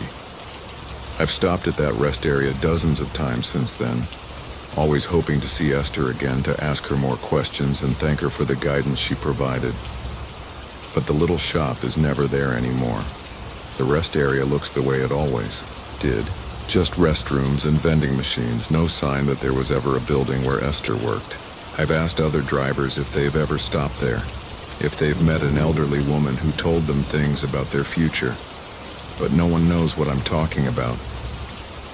The phone number she gave me doesn't work, just rings endlessly without anyone answering, and I've begun to wonder if I imagined the whole thing, but I know I didn't. I still have that card. Keep it in my wallet as a reminder that the world is more mysterious and wonderful than we usually allow ourselves to believe. I think about Esther sometimes, about her sitting in that little shop at the rest area, seeing the futures of every traveler who walks through her door, bearing the weight of that knowledge with grace and kindness. It must be lonely, I think, to see so clearly what's coming, to know the joys and sorrows that await people, and to be unable to change most of it. All you can do is offer guidance and hope that people listen, hope that the small interventions you make are enough to steer them toward better outcomes. I don't know if I'll ever see her again, but if I do, I have a lot of questions to ask her and a lot of gratitude to express for the gift she gave me that night. The road that wouldn't let me turn around, from Lonely Larry. Lonely Larry's the name I've carried for most of my driving career. Earned not because I'm particularly lonely, but because I prefer to run solo routes. No team driving for me, just me and the road and my thoughts. I've been hauling freight for about 17 years now, mostly running the northern routes through Montana, Wyoming, and the Dakotas. It's beautiful country up there, wide open spaces where you can drive for hours without seeing another soul, and that suits me just fine. But there's one road I encountered 3 years ago that I'll never forget. A road that seemed to have a will of its own and didn't appreciate drivers who tried to leave it. It was late November, just before Thanksgiving, and I was hauling a load of agricultural equipment from Billings, Montana to Rapid City, South Dakota. The weather had been threatening all day, heavy gray clouds hanging low over the prairie, and the radio was full of warnings about an approaching winter storm. I'd hoped to outrun it, to make it to Rapid City before the snow started. But about 2 hours into the drive, the first flakes began to fall. Within 20 minutes, it had gone from a light dusting to a full blizzard, the kind where you can barely see 10 feet in front of your truck and the road disappears beneath a blanket of white. I slowed down to a crawl, my hands tight on the wheel, my eyes straining to make out the reflective markers on the side of the road. The smart thing would have been to pull over and wait out the storm, but I was on a tight schedule and the delivery was time sensitive.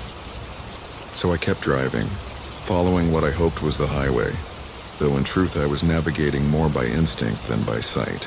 After about an hour of this white-knuckle driving, I saw what looked like an exit ramp appearing out of the swirling snow. My GPS had lost signal about 30 minutes earlier, so I couldn't check if it was the right exit, but I figured any road off the highway would lead to a town or at least a place where I could safely park and wait out the storm. I took the exit, and immediately the visibility improved slightly, as if I'd driven into a pocket of calmer weather. The road I found myself on was a 2-lane county highway, well-maintained despite the storm, with the snow on the pavement being constantly swept away by the wind. I drove for about 10 minutes looking for signs of civilization, but saw nothing except empty prairie on both sides. No farmhouses, no lights in the distance, no other vehicles. Just the road stretching out ahead of me, straight as an arrow, disappearing into the white distance. I started to get nervous, feeling like I'd made a mistake by leaving the interstate, so I decided to turn around and try to find my way back. But when I looked for a place to make a U-turn, I discovered something strange.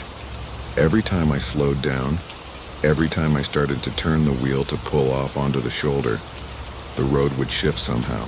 It's hard to explain, but it was like the pavement itself was moving, subtly adjusting its position to keep me going straight ahead. At first I thought I was imagining it, that the storm was playing tricks on my perception. But after the third attempt to turn around, I knew something was genuinely wrong.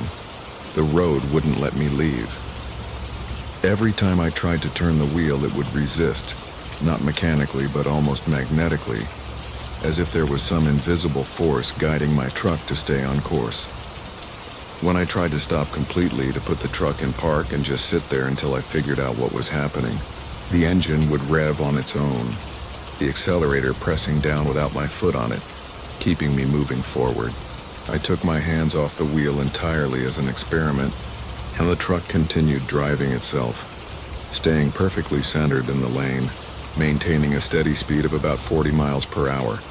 Panic started to set in then, a cold fear that had nothing to do with the storm outside. I was trapped on this road, my truck being controlled by something I couldn't see or understand, heading toward a destination I didn't know.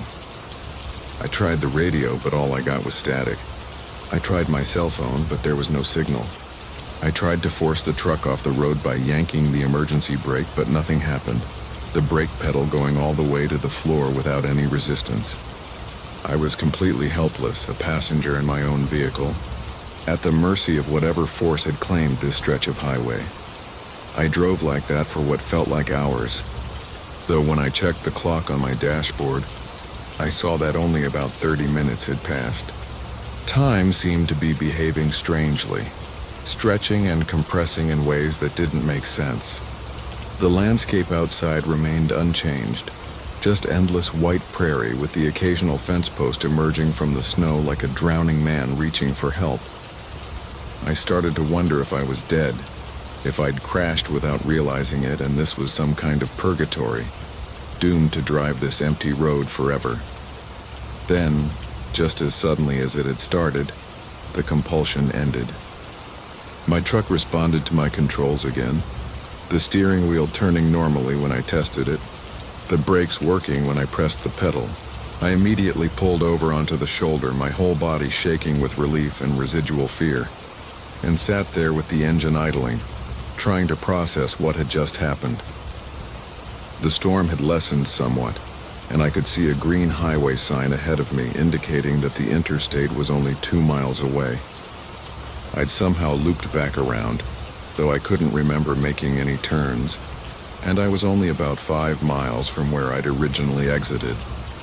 I got back on the interstate and drove straight to the nearest truck stop, not caring about my delivery schedule anymore. I needed to be around other people, needed the reassurance of lights and voices and normalcy. At the truck stop, I told some of the other drivers what had happened, and most of them looked at me like I was crazy or drunk.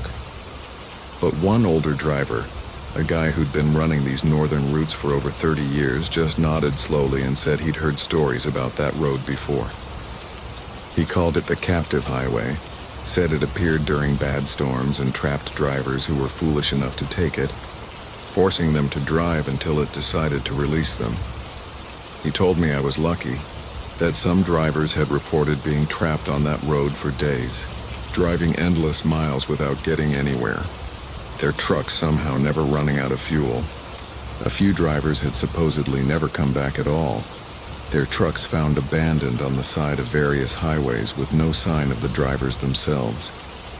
He said the road was looking for something, though he didn't know what, and it tested each driver it caught, measuring them somehow before deciding whether to let them go or keep them forever.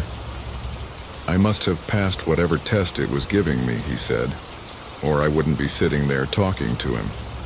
I've never encountered that road again, despite driving through that area many times since. I'm always extra careful now during winter storms, never taking exits I don't recognize, always staying on the main highway no matter how bad the weather gets. But sometimes, late at night when I'm driving through empty country, I think about that experience and wonder what would have happened if the road hadn't released me. Would I still be out there, driving through an eternal blizzard on a highway that goes nowhere? Would I eventually have gone mad from the isolation and the impossibility of it all? Or would I have simply faded away, my truck becoming another ghost on that phantom road, visible only to other trapped drivers?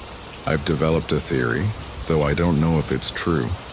I think there are roads in this country that exist between places, roads that aren't quite part of the normal world but aren't completely separate from it either.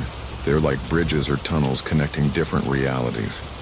And sometimes, under certain conditions, living people stumble onto them by accident. Most of the time we pass through without incident, never realizing we've touched something strange. But occasionally the road notices us and decides to interact, to play with us or test us or trap us. The captive highway is one of these in-between roads, and I was unlucky enough to find it on a night when it was hungry for company.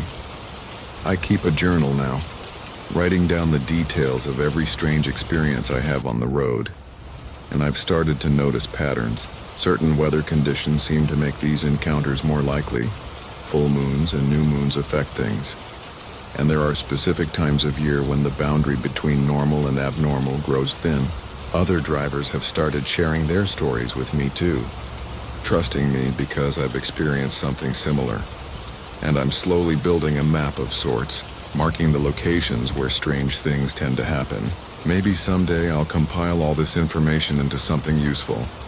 A guide for truckers about which roads to avoid and when. But for now I just drive carefully, pay attention to my instincts, and never ever take an unfamiliar exit during a storm. The warehouse that locked itself, from Rust Belt Ron they call me. Grew up in the industrial heartland of Pennsylvania and never really left. Spent my whole life around steel mills and factories and warehouses. I've been driving trucks for about 23 years now, mostly running short hauls in the Midwest, and I thought I'd seen every kind of warehouse and loading dock that existed. But the place I encountered in Gary, Indiana, proved me wrong. Showed me that some buildings have their own agendas and don't much care what humans think they should do. It was a Tuesday evening in August, hot and humid, the kind of weather that makes your shirt stick to your back and your temper short. I'd picked up a load of industrial machinery in Chicago, bound for a manufacturing facility in Indianapolis, but my dispatcher called and said there was a last-minute change. I needed to stop at a warehouse in Gary first, drop off part of my load before continuing south. He gave me the address and told me someone would be there to meet me, even though it was nearly 9 o'clock at night. I wasn't happy about the change. It would add at least 2 hours to my trip, but the extra pay made it worthwhile, so I agreed. The address led me to an older industrial area, the kind of neighborhood where most of the buildings are abandoned and the street lights don't all work. The warehouse was a 3-story brick structure, probably built in the 1920s or 30s with tall windows and a flat roof. There were lights on inside, and I could see a truck bay door standing open, so I backed my trailer up to the loading dock and killed the engine. A man emerged from inside wearing work clothes and a hard hat, and he helped me start unloading the machinery. He didn't talk much, just pointed to where he wanted things placed, and we worked in silence for about 45 minutes. When we finished, he handed me a clipboard to sign the delivery receipt, and I asked him where the restroom was. He pointed deeper into the warehouse and said it was in the back, past the main storage area. I walked through the building, my footsteps echoing on the concrete floor past rows of shelving and stacked pallets. The warehouse was bigger than it looked from outside, seeming to stretch back much farther than should have been possible given the building's footprint. I found the restroom, used it quickly, and headed back toward the loading dock. That's when I realized I couldn't find my way out. The warehouse had changed somehow, the layout different from what I remembered. Aisles that I thought I'd walk down were now blocked by shelving, and corridors that should have led to the loading dock instead ended in brick walls. I retraced my steps, trying to get back to the restroom and start over from there, but I couldn't find it either. The building seemed to be rearranging itself around me, shifting and changing like a living puzzle that didn't want to be solved. I called out for the worker who'd helped me unload, but got no response except the echo of my own voice. I started walking faster, then running, trying different routes and passages, but every path I took led me deeper into the warehouse instead of out of it. The shelving grew taller, the aisles narrower, and the lighting dimmer the farther I went. I began to notice that some of the boxes and crates stacked on the shelves were marked with dates going back decades, some of them from the 1930s and 40s.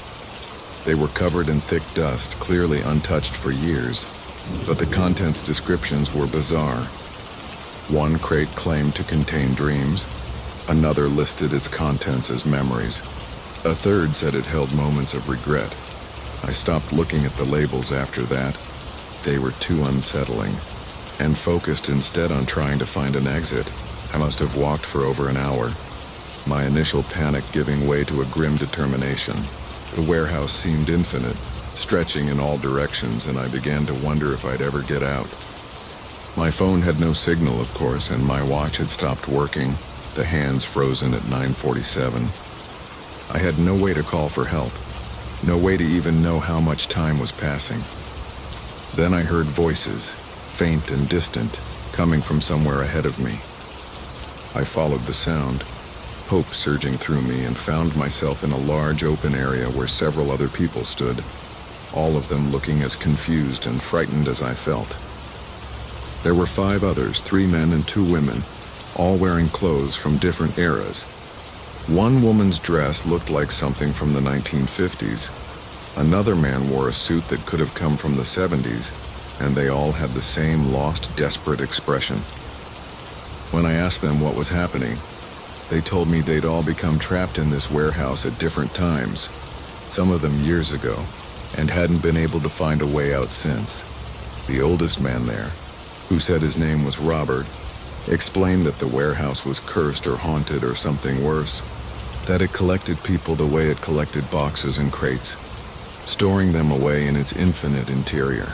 He'd been trapped for what he thought was about 7 years, though time was difficult to measure in here, and in all that time he'd never found an exit. The building provided for their basic needs somehow. They'd found food and water appearing periodically on certain shelves, but escape seemed impossible. The warehouse wanted them here, wanted to keep them, and it had become very good at preventing people from leaving. I refused to accept that, refused to believe I'd be trapped in this place forever. I started exploring again, this time more systematically, trying to map the building's layout in my head. But the warehouse kept changing, the map I was building constantly becoming obsolete as corridors shifted and rooms rearranged themselves. I tried breaking through walls, but they were impossibly thick and my fists just bounced off the brick without leaving a mark. I tried climbing the shelving to see if there was a way out through the ceiling, but the shelves extended upward into darkness so complete that my flashlight couldn't penetrate it. After what felt like days but might have been hours, I collapsed in exhaustion, sitting with my back against a pallet of boxes marked Forgotten Things. The other trapped people gathered around me, their faces sympathetic, and we shared stories about our lives outside, about the families we'd left behind and the things we missed. Robert told me about his wife and children, about the farm he'd been planning to buy before he got trapped here. One of the women, whose name was Sarah, talked about her career as a teacher, about the students she'd never see graduate. Their stories were heartbreaking, full of loss and regret, and I felt my own hope beginning to fade. But then I remembered something my grandfather had told me when I was young. He'd worked in warehouses his whole life, and he'd always said that every building had a heart, a central point where everything was controlled. In modern warehouses, it was usually the office or the security station, but in older buildings, it could be anywhere. Find the heart, he'd said, and you could understand the building, maybe even control it. I shared this idea with the others, and Robert's eyes lit up with something that might have been hope. He said there was one area of the warehouse they'd never been able to access, a locked door with strange symbols carved into it, and maybe that was the heart we were looking for. He led us there, through a maze of corridors that seemed to resist our passage, and we found the door. It was made of heavy oak, ancient and scarred, with symbols carved into its surface that hurt to look at directly. I tried the handle, expecting it to be locked, but to my surprise it turned easily. The door swung open, revealing a small room that looked like an office from 100 years ago. There was a desk, a filing cabinet, and on the wall a large map of the warehouse showing every corridor and storage area. But what caught my attention was the book sitting open on the desk, its pages covered in handwritten entries listing names and dates. I looked at the most recent entries and saw my name, along with the names of the others who were trapped with me. But some of the names had lines through them, and next to those names were the words released. I grabbed a pen from the desk and drew lines through all our names, then wrote released next to each one, mimicking the handwriting I saw on the page. The moment I finished writing the last letter, the warehouse shuddered, a deep trembling that shook dust from the ceiling and made the shelves rattle. Then impossibly, I heard my truck's engine starting up outside. We ran toward the sound, and this time the warehouse didn't fight us. The corridors led straight to the loading dock, the layout simple and logical. And within minutes, we were all standing outside in the humid August night, breathing fresh air and staring up at stars we thought we'd never see again. My truck was running, exactly as I'd left it. And when I checked the clock on the dashboard, I saw that only 10 minutes had passed since I'd walked into the warehouse. 10 minutes in the outside world, but what had felt like days inside that cursed building. The others scattered quickly, eager to return to their lives and their families, and I never saw any of them again. I got back in my truck and drove straight to Indianapolis, completed my delivery, and never mentioned what had happened to anyone. Who would believe me? I certainly wouldn't have believed such a story if someone had told it to me. But I've been back to that area in Gary several times since, and I can never find that warehouse. The street where it should be is just empty lots and abandoned buildings. No sign of the 3-story brick structure that held me prisoner. I think maybe the warehouse only appears when it's looking for someone new to add to its collection, and I was lucky enough to figure out how to free not just myself, but all the others it had taken over the years. The box that dripped blood. From Freightliner. Frank Freightliner. Frank here, named after the brand of truck I've been loyal to for my entire 30-year career in this business. I've hauled everything you can imagine, from produce to furniture to hazardous materials, and I pride myself on being professional and reliable. But there's one load I picked up in New Orleans that tested every ounce of that professionalism. A single wooden crate that turned a routine delivery into a nightmare. I still have trouble believing actually happened. It was late September, the tail end of hurricane season, and the air was thick with humidity and the smell of the Gulf. I'd been hired to pick up a special cargo from a warehouse near the French Quarter, something that required careful handling and timely delivery to a private collector in Nashville. The paperwork was vague about what was in the crate, listing it only as antique artifacts, and the pay was 3 times my normal rate for a load that size. The client had insisted on discretion and speed, and had paid half up front, so I didn't ask too many questions. The warehouse was in a sketchy part of town, the kind of neighborhood where you don't leave your truck unattended, and the building itself looked like it had been there since before the Civil War. A thin man in an expensive suit met me at the loading dock, wringing his hands nervously and checking his watch every few seconds. He pointed to a wooden crate sitting on a pallet about 4 feet long and 2 feet wide, and told me it needed to be delivered by the following evening without fail. The crate was old, the wood dark with age and carved with symbols I didn't recognize, and it was secured with heavy iron bands and padlocks that looked medieval. 2 workers loaded it into my trailer using a forklift, and I noticed they were wearing gloves and seemed reluctant to touch the crate directly. When I asked what was inside, the man in the suit just shook his head and said it was better if I didn't know, that knowledge could be dangerous. He made me sign about a dozen forms, most of them legal disclaimers absolving him and his client of responsibility for anything that might happen during transport, and then he handed me a thick envelope of cash and told me to drive carefully. The whole transaction felt wrong, but the money was real and I had bills to pay, so I secured the crate properly, closed up my trailer, and headed out. The trouble started about an hour into the drive. I was heading north on Interstate 55, making good time, when I noticed a smell coming from the trailer. It was faint at first, barely noticeable over the diesel fumes and road smell, but it grew stronger as the miles passed. It was a copper smell, metallic and organic, and it took me a few minutes to place it. Blood. The trailer smelled like fresh blood, strong enough that I could taste it in the back of my throat. I pulled over at the next rest area and walked around to check the trailer, worried that maybe the crate had been damaged during loading and whatever was inside was leaking.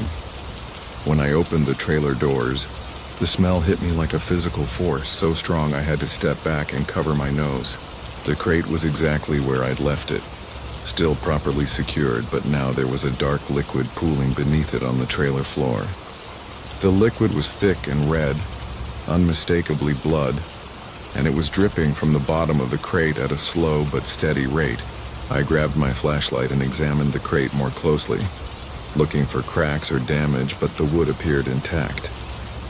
The blood was somehow seeping through solid wood, flowing out of the crate like it was porous. I should have called the police right then, should have refused to haul whatever was in that crate another mile. But I thought about the money I'd already been paid, about the bills and debts waiting for me at home, and I made a terrible decision. I grabbed some absorbent pads from my emergency kit and placed them under the crate to soak up the blood, then closed the trailer and got back on the road. I told myself it was probably just some kind of preserved specimen, maybe an antique medical curiosity, and that the preservation fluid was leaking. But I didn't really believe that, and every mile I drove, my anxiety grew stronger. The blood didn't stop. Every time I checked the trailer, there was more of it. The absorbent pad soaked through and the puddle growing larger. The smell was overwhelming now, filling the cab of my truck despite the trailer being sealed, and I had to drive with the windows open just to breathe. Other drivers on the highway started giving me strange looks, probably wondering what kind of load I was hauling that produced such a stench. I pulled over twice more to add fresh absorbent pads, and each time I was struck by how much blood there was. The volume didn't make sense. The crate shouldn't have been able to contain that much liquid, but it just kept flowing. Then, around midnight, I started hearing sounds from the trailer. They were faint at first, barely audible over the road noise, but they grew louder as I listened.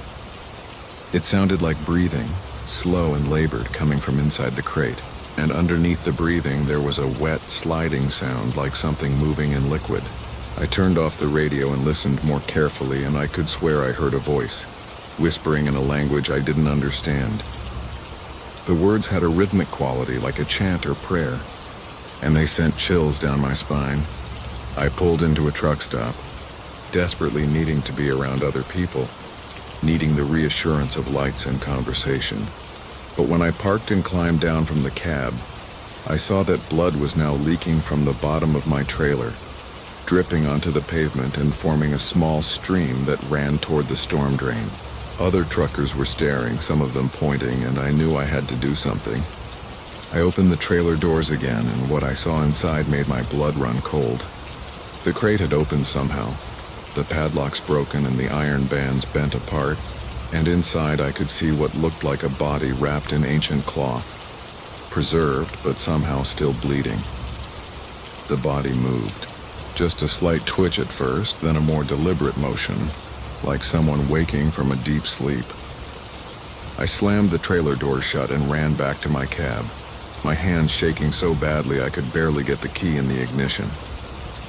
I called the number the man in the suit had given me for emergencies, and when he answered, I told him what was happening. There was a long silence, and then he gave me an address, a cemetery on the outskirts of Nashville, and told me to leave the crate there, in a specific mausoleum, and then drive away without looking back. He said it was the only way to end this, that the body inside the crate was something that should have stayed buried, and that his client had made a terrible mistake in trying to acquire it. I drove through the night, ignoring speed limits and rest break requirements, desperate to be rid of my cursed cargo.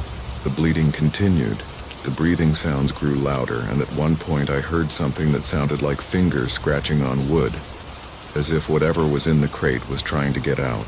I prayed harder than I'd prayed in years, making promises to God and to myself about the kind of life I'd live if I could just survive this night. The cemetery appeared just before dawn, and I found the mausoleum exactly where the man had described it. I backed my trailer up to the entrance, grabbed the crate with a dolly, and wheeled it inside as quickly as I could. The mausoleum was old and decrepit, filled with broken coffins and scattered bones. And in the center was an open grave that looked like it had been recently excavated. I pushed the crate into the grave, and it fell with a heavy thud that echoed through the stone chamber. Immediately, the breathing sound stopped.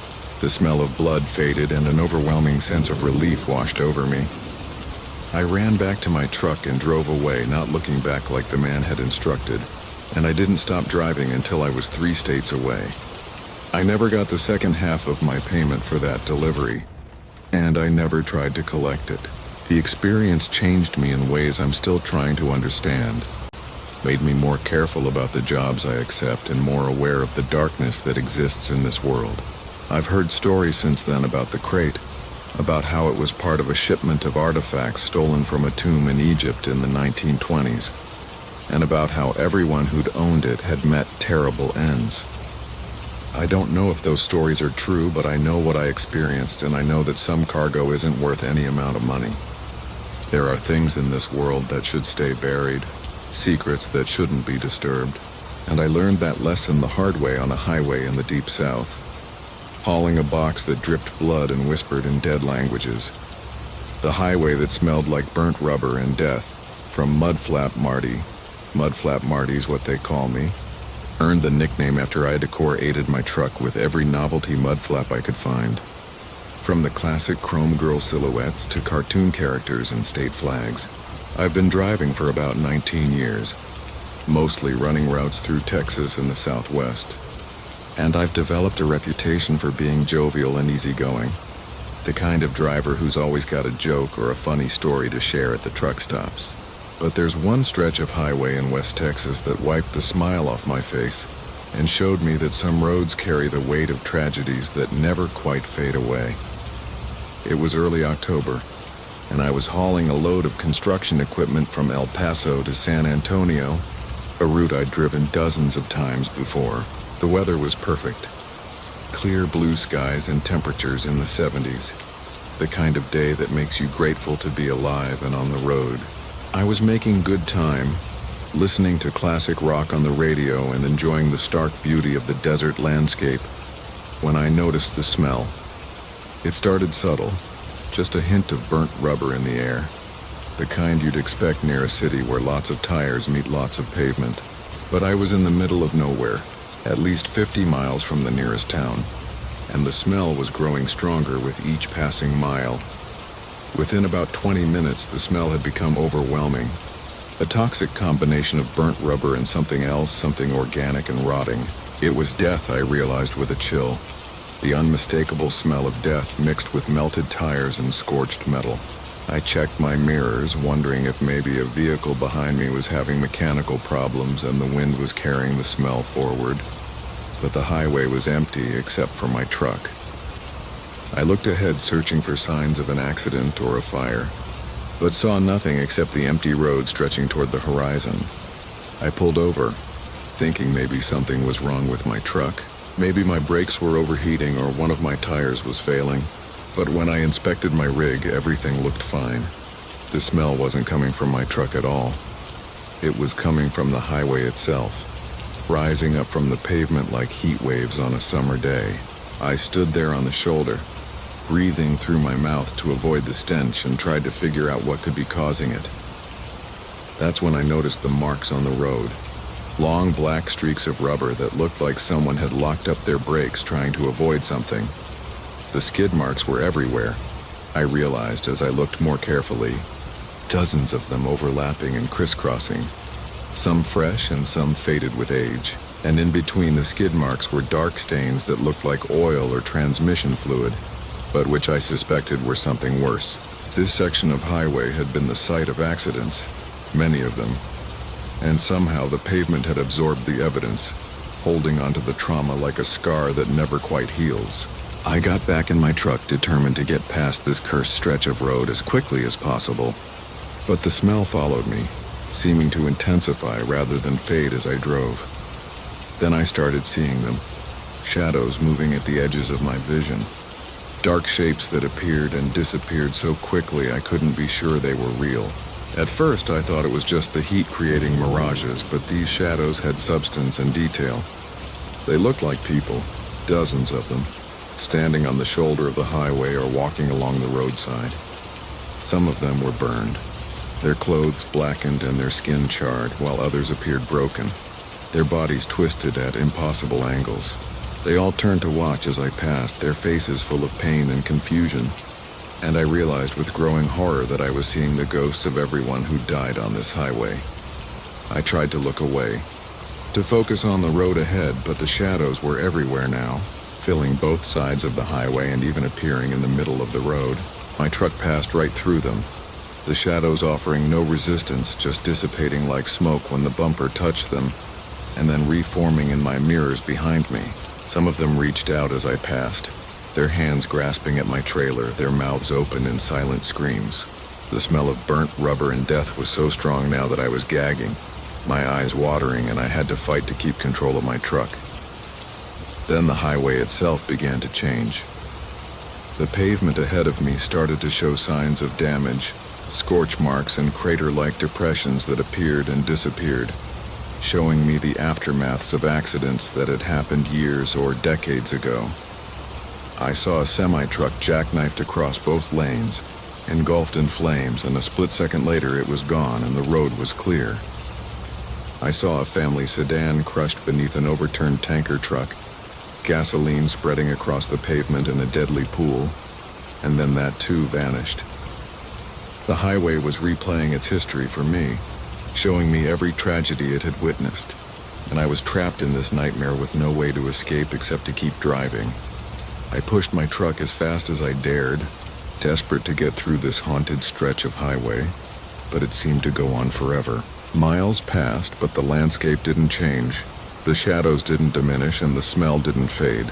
I started to wonder if I'd somehow gotten stuck in a loop, like that road Lonely Larry had told stories about, doomed to drive through this gallery of death eternally. But then, just when I thought I couldn't take any more, I saw a green highway sign ahead indicating that I was approaching a town, and the shadows began to fade. The smell lessened, the pavement returned to normal, and within another mile I was back in the regular world, as if nothing had happened. I pulled into the first truck stop I found, my whole body shaking with reaction, and sat in the parking lot for over an hour just trying to calm down. Other drivers came and went, going about their business normally, and I felt foolish for being so affected by what I'd experienced. But when I finally went inside to get some coffee, I struck up a conversation with an old-timer who'd been running routes in this area for 40 years. I asked him casually if he'd ever noticed anything strange about the highway I'd just driven, and his expression turned serious. He told me that stretch of road had one of the highest accident rates in the state, that there'd been hundreds of deaths there over the decades, and that many drivers reported strange experiences when passing through. He said the highway had been built over an old stagecoach route where outlaws used to ambush travelers, and before that it had been a trail used by various Native American tribes, some of whom had been massacred there by settlers. The land itself was soaked in violence and death, layer upon layer of tragedy, and the modern highway had just added its own contribution to the toll. Some people believed the highway was cursed, he said, that it attracted accidents and deaths, while others thought the ghosts of the dead were trying to warn living travelers to be careful, to avoid adding their own stories to the collection. Whatever the truth, he advised me to take a different route next time if possible, or at least to drive that section during daylight hours when the manifestations were supposedly weaker. I've followed his advice ever since, adding an extra hour to my trips when necessary to avoid that haunted stretch of highway. And when I can't avoid it, when schedule and necessity force me to drive it again, I do so with all my windows open despite the smell, letting the desert air blow through my cab to disperse the ghostly presences. I don't look at the shadows anymore. Don't acknowledge them even when they press close to my windows, because I've learned that paying attention to the dead can sometimes catch their attention in return. And that's a risk I'm not willing to take. Some roads are more than just pavement and paint, more than just routes from one place to another. They're repositories of memory and pain, and they remember every drop of blood spilled on their surfaces. Every life that ended there, every scream that echoed across their lanes. The highway that smells like burnt rubber and death is one of those roads, and it's taught me to respect the darkness that lurks beneath the surface of even the most ordinary-seeming places. The woman who signed the receipt with my name, from Redneck Rick's the handle I've carried proudly for the last 22 years, earned growing up in rural Alabama, and never losing the accent or the attitude that comes with it. I've been hauling freight across the southern states since I was barely old enough to get my commercial license. And I've always prided myself on knowing these roads better than anyone. But there's one delivery I made to a farmhouse outside of Jackson, Mississippi, that shook my confidence and made me question everything I thought I understood about reality and identity and the nature of existence itself. It was a humid July evening, the kind where the air feels thick enough to swim through, and the cicadas are so loud you can barely hear yourself think. I'd picked up a load of farm equipment from a distributor in Birmingham, bound for various locations across Mississippi, and this particular delivery was the last one on my manifest. The address led me down a series of increasingly narrow country roads, past fields of cotton and soybeans, until I found myself on a dirt driveway that wound through dense forest for nearly a mile, before opening onto a clearing where an old farmhouse stood. The house was probably 100 years old, white clapboard siding with a wraparound porch and shutters that had been painted and repainted so many times. The layers created a strange texture. There were no other buildings visible. No barn or outbuildings, just the house sitting alone in the clearing surrounded by encroaching forest. I parked my truck and climbed down, stretching my back and looking around for whoever had ordered the equipment. The front door opened, and a woman stepped out onto the porch, and my breath caught in my throat because she looked exactly like my mother had looked 30 years ago, when I was just a child. Same dark hair pulled back in a ponytail. Same angular face and sharp blue eyes. Same way of standing with one hip cocked and her arms crossed. It was impossible, of course. My mother had died 15 years ago, and even if she hadn't, this woman was too young, probably in her early 30s. But the resemblance was so striking that I just stood there staring like an idiot until she called out asking if I was going to unload the equipment or just look at her all day. Her voice even sounded like my mother's. That same mix of sweetness and steel that could make you feel loved and terrified at the same time. I shook off my shock and got to work, using the lift gate on my trailer to lower the pallets of equipment. She came down from the porch to supervise, directing me where to place things, and up close the resemblance to my mother was even more disturbing. She had the same small scar on her left eyebrow, the same way of gesturing when she talked, even the same perfume that my mother used to wear. Something floral and old-fashioned that I hadn't smelled in years. I wanted to ask her about it, to find out if maybe she was related to my mother somehow. But the words stuck in my throat every time I tried to speak. When we finished unloading, she invited me inside for some sweet tea, said it was too hot to send someone away without refreshment, and Southern hospitality demanded she at least offer. I should have declined. Should have just gotten my signature and left, but curiosity got the better of me. I followed her into the house, and the interior was like stepping back in time. The furniture was all antique, the kind of pieces my grandmother had owned, and the walls were covered with old photographs in ornate frames. I looked at those photographs as we walked to the kitchen, and my blood ran cold. They were pictures of my family, images I recognized from my own childhood home, showing my parents and grandparents and various relatives at different ages. I stopped walking, staring at a particular photograph that I knew had been taken at my 5th birthday party. There I was, a gap-toothed kid in overalls standing between my parents and blowing out candles on a homemade cake. But how could this woman have this picture? I'd never seen her before in my life, and this was supposed to be a random delivery to a stranger. When I asked her about it, she just smiled and said these were pictures of her family, handed down through generations. I pointed out that the boy in the photograph was me, and she laughed and said no, that was her great-uncle Richard. who died young in a farming accident back in the 1970s. But I wasn't born until 1978. I told her, and that picture was taken in 1983. She shook her head, still smiling, and said I must be mistaken. That time sometimes confused memories, made us think we remembered things that never happened or happened differently than we thought. She poured me a glass of sweet tea from an old glass pitcher, and I noticed her hands shook slightly as she did so, as if she was nervous or afraid despite her calm demeanor.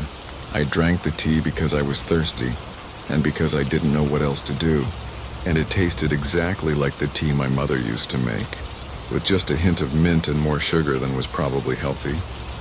She asked me about my life, about my family, and my work, and I found myself answering her questions even though alarm bells were ringing in my head, telling me something was very wrong with this situation.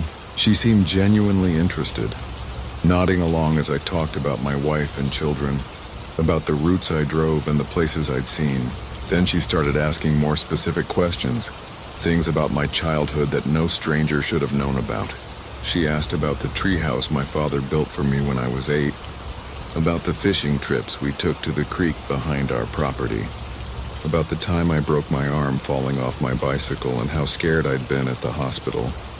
I demanded to know how she knew these things, and her smile faded. She stood up and walked to the window, looking out at the forest that surrounded her property, and when she spoke, her voice was barely above a whisper. She said she'd been waiting for me, that she'd known I would come eventually because that's how these things worked. She said she was my daughter, or rather would be my daughter, born 30 years from now in a timeline that would only exist if I made certain choices in the coming months. She'd found a way to travel back, she said, to this place outside normal time, and she'd been trying to change things, to prevent the accident that would kill me and my wife and leave her an orphan.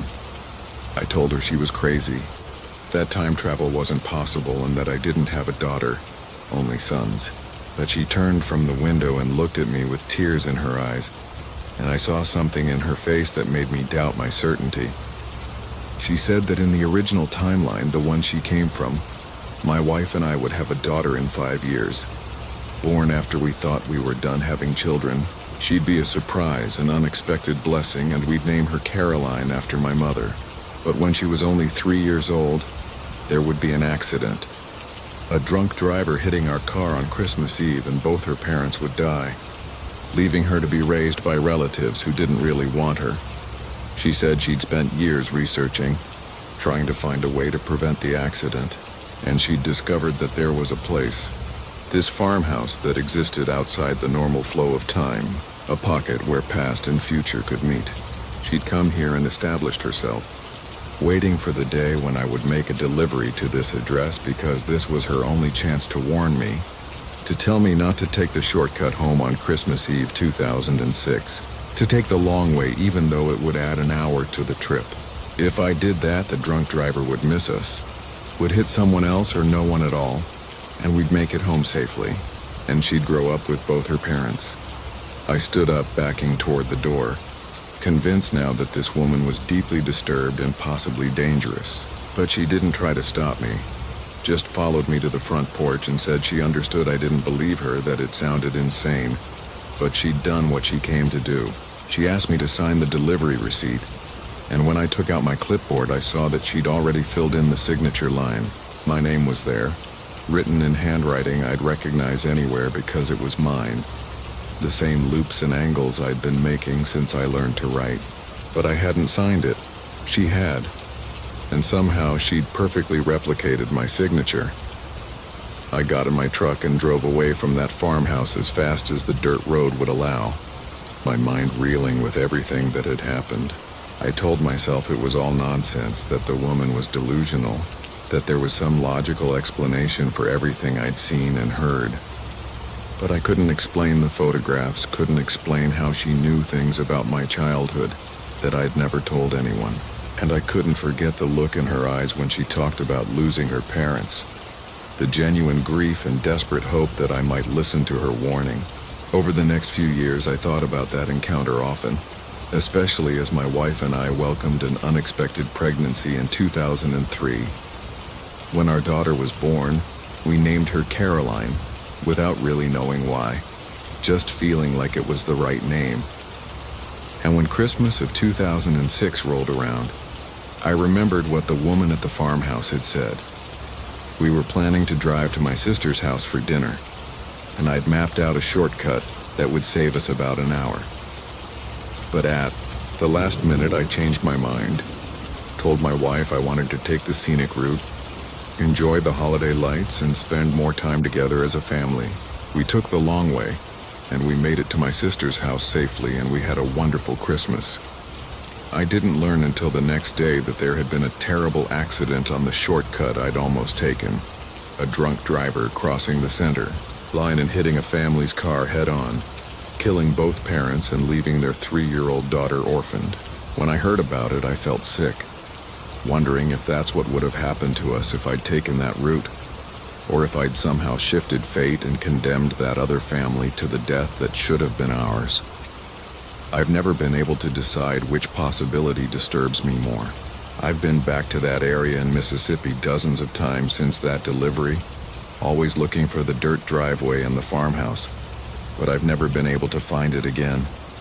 The roads all look the same, the forests all blur together, and no matter how carefully I retrace my route, I can never locate that clearing where the white farmhouse stood. I still have the delivery receipt, though, with my signature that I didn't write, and sometimes I take it out and look at it, wondering about the woman who claimed to be my daughter from a future that may or may not still exist. Caroline is 17, now a bright and beautiful young woman who wants to study physics in college, and sometimes when I look at her, I see hints of that woman from the farmhouse, the same determined set to her jaw, the same intensity in her eyes, and I wonder if someday, somehow, my daughter will find her way to a farmhouse outside of time, and I wonder what warnings she'll try to give, and whether anyone will listen. The cargo manifest that changed every hour, from Big Rig Bill Big. Rig Bill's what everyone calls me. Partly because of my size, I'm 6'4" and built like the truck I drive, and partly because I've never driven anything but the biggest rigs.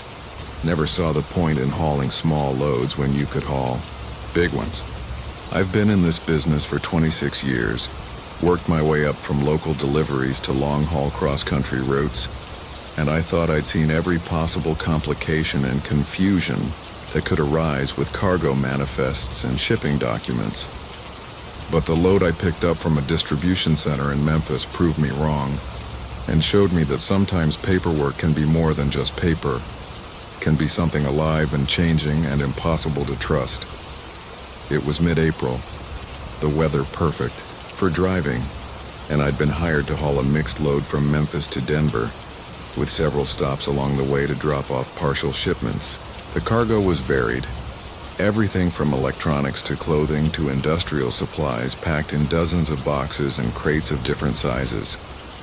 When I arrived at the distribution center to pick up the load, the loading supervisor handed me the manifest, a thick stack of papers listing every item in my trailer organized by stop and by weight. I did what I always do. Checked the list against what was being loaded, verified the weights and dimensions, and made sure everything was properly secured before signing off and hitting the road. About 2 hours into the drive, somewhere around Little Rock, I pulled into a rest area to use the facilities and grab a quick snack. While I was eating a sandwich in my cab, I decided to review the manifest again, planning out my route and my stops. But when I looked at the papers, they'd changed. Items that I clearly remembered being listed for delivery in Oklahoma City were now marked for Denver. Weights had shifted, descriptions had altered, and there were even some items listed that I didn't recall seeing during the loading process. I thought maybe I'd misread the manifest earlier, that fatigue was affecting my memory, so I made careful notes of what I saw and resolved to pay closer attention. Another few hours passed, and I stopped for fuel in Oklahoma City. While the truck was filling up, I checked the manifest again, and again it had changed. The items I'd carefully noted were different now, some of them gone entirely, and new items appearing in their place. The delivery addresses had shifted too, with some stops removed and others added that hadn't been there before. I pulled out my phone and took pictures of the manifest pages, thinking that would give me a stable record I could refer to, but when I looked at the photos just a few minutes later, they showed different information than what I'd photographed. The manifest was changing in real time, rewriting itself even in digital form, and I had no idea what I was actually carrying or where I was supposed to deliver it. I called the distribution center in Memphis, trying to get clarification, but the supervisor I spoke with insisted that their records matched the manifest I'd been given, even though the manifest in my hand bore little resemblance to what he was describing. He started listing items and addresses, and I could hear papers rustling on his end, and I realized with growing horror that his copy was changing too, updating itself to match whatever mysterious force was altering my documents. When I pointed this out, when I told him that the manifest had been different an hour ago, he got quiet for a moment and then told me to just follow whatever the current version said, to make the deliveries as listed and not worry about discrepancies. But I couldn't stop worrying. Every hour, sometimes more frequently, the manifest would shift and change, adding items or removing them, altering destinations and rearranging the sequence of stops. I started to feel like I was trapped in some kind of cosmic joke, hauling cargo for an ever-changing reality where nothing was fixed or certain. I thought about pulling over and refusing to continue until I got some answers, but I had a schedule to keep and a reputation to maintain, so I just kept driving and checking the manifest obsessively, trying to stay current with whatever it was telling me to do. The first delivery was supposed to be in Tulsa, according to the most recent version of the manifest. So I headed there and found the address, a small warehouse in an industrial park. The receiving clerk seemed confused when I arrived, said they weren't expecting a delivery today, but when I showed him the manifest, his expression changed. He went inside to check his records, and when he came back out, he confirmed that yes, they were expecting exactly what I had for them, even though an hour ago they hadn't been. He signed for the cargo, 3 pallets of what the manifest now listed as office furniture, and I helped him unload it. As he was forking the last pallet off my trailer, he looked at me and said something strange. He said this happened sometimes, that reality had glitches, moments when things weren't quite stable, and that the smart thing to do was just roll with it and not ask too many questions. I thought about his words as I continued toward my next stop, which according to the latest manifest update was in Amarillo. The highway stretched out ahead of me, familiar and yet somehow wrong, and I started noticing other inconsistencies beyond just the manifest. Billboard advertisements would change as I drove past them, showing different products or companies when I checked my mirrors. Exit signs would list different towns or distances than I remembered from previous trips. Even my truck's odometer seemed confused, the numbers advancing and occasionally retreating as if miles themselves had become unstable and negotiable. At a truck stop in Amarillo, I met another driver who seemed to be experiencing similar problems. His manifest had been changing too, he said, and he'd been delivering loads to places that shouldn't exist, addresses that appeared on the paperwork but couldn't be found on any map. He said he'd talked to a dozen other drivers over the past week, and they'd all reported strange occurrences, inconsistencies in their paperwork, cargo that wasn't quite what they remembered loading, destinations that shifted and changed. Something was wrong with reality itself, he believed. Some fundamental instability that was affecting transportation and logistics, because those systems relied so heavily on precise information and fixed locations. He showed me a theory he'd written down, scribbled on the back of his own ever-changing manifest. He thought maybe it had something to do with all the data we generated now, all the tracking and scanning and digital records that followed every package and shipment around the world. Maybe all that information had reached some kind of critical mass, he suggested, creating a feedback loop that was destabilizing the physical world, making reality more fluid and malleable. Or maybe he said with a slightly crazed look in his eyes. We'd all died and this was some kind of afterlife. A purgatory where we were doomed to drive forever, hauling cargo that didn't really exist to places that were only real because we believed in them. I didn't know what to believe anymore. I finished my deliveries, or at least I think I did, following whatever version of the manifest was current at each stop. Sometimes the people receiving the cargo seemed to be expecting it. Sometimes they seemed surprised, but they always ended up accepting it and signing the paperwork. And every signature they added seemed to stabilize things slightly, as if the act of confirmation made the delivery retroactively real, locked it into place in whatever version of reality we were currently inhabiting. By the time I reached Denver, which may or may not have been my original destination, I was exhausted and confused and questioning everything I thought I knew about the nature of existence. The final delivery was to a warehouse I'd been to dozens of times before, a facility I knew well, but when I arrived it was different. The building was the same, but the company name had changed, and the people working there were strangers. They accepted my cargo, which the manifest now listed as miscellaneous items, various, and the supervisor told me this kind of thing happened more often than anyone wanted to admit. Reality, he said, wasn't as solid as people like to think. It was more like a consensus, an agreement we all made about what was real and what wasn't, and sometimes that agreement weakened or shifted, and things that had been solid became fluid. The best we could do was adapt, accept the changes, and trust that eventually things would stabilize again. I've made dozens of trips since then, and the manifest changes have become less frequent, but haven't stopped entirely. I've learned to expect them, to check my paperwork regularly and adjust my plans accordingly. Some of the other drivers say it's getting worse, that reality is becoming increasingly unstable, while others say it's always been this way, and we're only now becoming aware of it. I don't know which is true, but I know that I no longer take anything for granted. The cargo I haul might not be what I think it is. The places I'm going might not be where I think they are. And the world I'm driving through might just be one of many possible versions, flickering in and out of existence like channels on a television. All I can do is keep my hands on the wheel, follow whatever the manifest tells me, and hope that when I finally reach my destination, it's the one I was originally aiming for.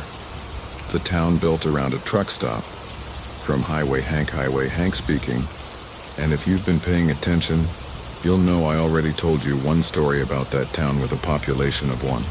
But this here's a different tale, about a different kind of town, one that grew up around a truck stop in a way that wasn't natural or healthy, became something twisted and wrong that fed on travelers who stopped there looking for fuel and food and rest. I've driven through hundreds of truck stops in my decades on the road, and most of them are honest businesses run by good people. But the one I found in Nebraska was something else entirely. Something that pretended to be normal while hiding a dark secret at its heart. It was late May, and I was hauling a load of agricultural supplies from Iowa to Colorado, taking a route through the back highways of Nebraska, because I-80 had been closed due to construction. The detour led me through sparsely populated farm country, mile after mile of fields and pastures with only occasional clusters of buildings breaking up the monotony. I'd been driving for about 8 hours and was starting to feel the fatigue, so when I saw signs for a truck stop ahead, I decided to pull in for a break and maybe grab dinner. The truck stop was impressive, much larger than you'd expect to find in such a rural area, with probably 20 fuel pumps, a huge parking lot that could accommodate 50 trucks or more, and a main building that looked like it held a restaurant, a shop, and shower facilities. What was odd, though, was that surrounding the truck stop, in a perfect circle, was a small town. Houses, stores, a church, a school, all arranged in concentric rings around the truck stop at the center, like it was a sacred site or a hub that everything else orbited around. I'd never seen anything quite like it, a town where the truck stop was clearly the most important feature. But I figured maybe it was a company town, a place built to support the truck stop's operations. I pulled in and parked, and as I was walking toward the main building, I noticed that all the people I could see Employees and customers alike were watching me with strange intensity. Not hostile exactly, but focused, like predators sizing up prey.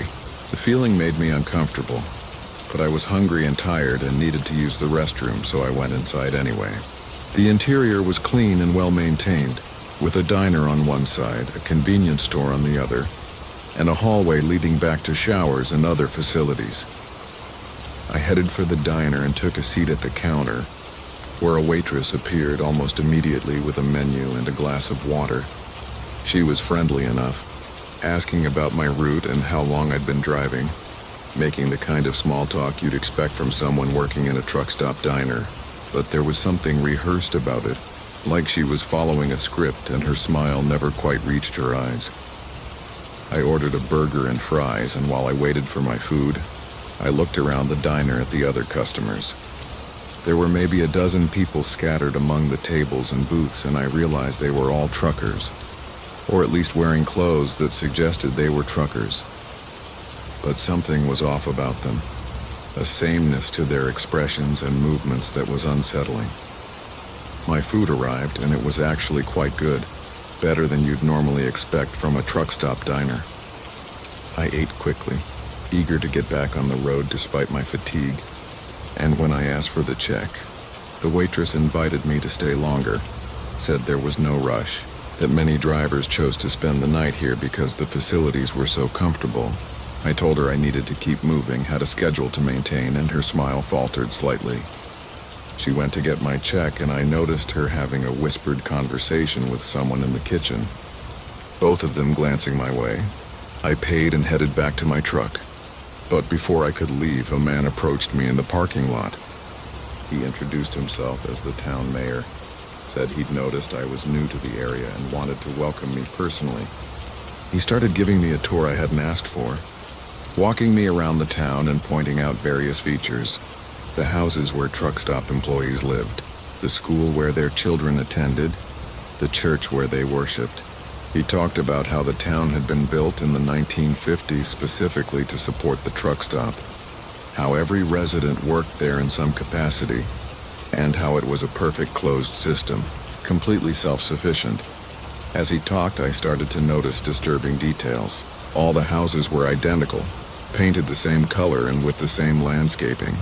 The people I saw on the streets all wore similar clothes and moved with the same purposeful gait. There were no old people and no young children. Everyone seemed to be between about 20 and 50, all in their prime working years. And everywhere I looked, I saw the truck stop's logo, on signs and flags and even painted on the sides of buildings, like it was the symbol of some kind of cult. The mayor asked me if I'd ever considered settling down, giving up the road and joining a community like this one. He said they were always looking for experienced drivers, people who understood the trucking lifestyle, and that life here was easy and comfortable. All your needs taken care of, no worries or stress.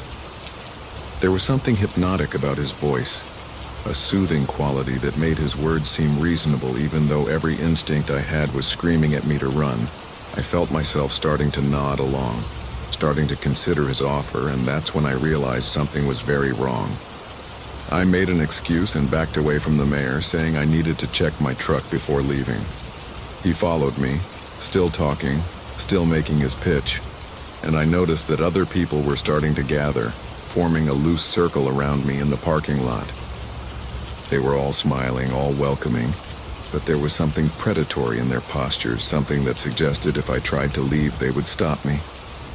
I climbed into my cab and locked the doors, and the mayor tapped on my window, his smile, now looking more like a grimace, asking me to reconsider, to just stay one night and see how much I liked it here. I started my engine and put the truck in gear, and the crowd of people didn't move, just stood there blocking my path. I laid on the horn, the loud blast making them flinch but not scatter, and I started rolling forward slowly, hoping they'd get out of the way. They did eventually, parting reluctantly, and I drove toward the exit with my heart pounding. In my mirrors, I could see them all standing there watching me leave, their faces expressionless now, and I saw the mayor pull out a phone and make a call. I made it back to the highway and drove for another 3 hours before stopping again, this time at a normal truck stop attached to a real town that I recognized from previous trips. I asked some of the locals about the place I'd just left, describing the layout and the strange town built around it, but no one knew what I was talking about. They said there were no truck stops on that stretch of highway, that the detour route I'd taken was just empty farmland and small county roads. One old-timer said there used to be a truck stop out that way back in the 60s, but it had burned down and killed everyone who worked there, and the land had been abandoned ever since because people said it was haunted. I've thought about that place many times since, wondering if it was real, or if I'd somehow hallucinated the entire experience. But I know it was real. Can still remember the taste of that burger and the sound of the mayor's voice, and the feeling of being trapped by all those smiling people. I think it was some kind of ghost town, a place that existed in a state between life and death, sustained by the truck stop at its heart, which fed on the energy or life force, or maybe just the attention of travelers who stopped there. The people who lived there were probably drivers who'd accepted the mayor's offer, who'd given up their freedom in exchange for security and comfort, and who'd gradually been absorbed into the collective, losing their individuality and becoming just another part of the town's strange ecosystem. I've warned other drivers about it when the opportunity arises, described the location as best I can remember, but like I said, most people can't find it or don't believe it exists. Maybe it only appears under certain conditions, or maybe it only shows itself to drivers who are vulnerable, who are tired enough or lonely enough to be tempted by its offer. All I know is that I'll never take that detour again. We'll never venture off the main highways in that part of Nebraska, because I don't want to risk ending up as one of those smiling, empty-eyed residents, forever trapped in a town that exists, solely to serve a truck stop that may have died decades ago. Some places are anchors for the dead, keeping them tethered to the world even when they should have moved on. And I learned that night that I wanted no part of it, wanted to stay firmly rooted in the world of the living, no matter how hard or lonely the road might get. The bridge that demanded a toll in flesh, from Diesel Dan again. And I know you've already heard one of my stories, but this one's different, this one's darker. And I've hesitated to tell it because I'm not sure people will believe me or forgive me for what I did. But it's been weighing on me for 5 years now, and maybe getting it out will help me sleep better at night, though I doubt it. This is about a bridge in Louisiana, deep in the bayou country, a bridge that demanded payment in a currency that no sane person should have to pay, and about the choice I made when faced with an impossible situation. It was late August, the height of summer in the South, when the heat and humidity combined to make the air feel like a physical presence pressing down on you. I was hauling a load of industrial chemicals from Houston to Mobile, running behind, scheduled due to mechanical problems earlier in the trip, and I'd decided to take a shortcut through the back roads of Louisiana to make up time. My GPS showed a bridge crossing one of the bayous, an older structure but still listed as active, and it would save me about 40 minutes compared to the main highway route. I took the turnoff and found myself on a narrow 2-lane road that wound through swampland, Spanish moss hanging from the trees and the water on both sides dark and still. The bridge appeared ahead of me just as the sun was setting, casting long shadows across the road. It was an old steel truss bridge, the kind they don't build anymore, probably dating back to the 1920s or 30s. The structure looked solid enough despite its age, though. Rust had eaten away at some of the supports, and there were no guardrails on either side, just a flat deck over the water about 20 feet below. As I approached, I saw there was a man standing at the entrance to the bridge, holding up one hand in a stopping gesture. I slowed down and rolled down my window, expecting him to tell me the bridge was closed or unsafe. But instead, he told me there was a toll. I was surprised since this was clearly a public road and I hadn't seen any signs warning about tolls, but I figured maybe it was some kind of local thing, a way to fund bridge maintenance. I asked him how much, reaching for my wallet, and he smiled in a way that made my skin crawl. He said the toll wasn't money, that this bridge had been built with blood and required blood to cross, that every vehicle had to pay in flesh or turn back. I thought he was crazy or trying to scare me, so I told him to get out of the way, that I was coming through whether he liked it or not. He stepped aside, still smiling, and said I'd been warned that crossing without paying meant accepting the consequences. I drove onto the bridge, my truck's weight making the old structure groan and sway slightly, and I tried to ignore the feeling of dread that was building in my chest. I was about halfway across when my truck shuddered and the engine died. I tried to restart it, but nothing happened. No response from the starter, no dashboard lights, nothing.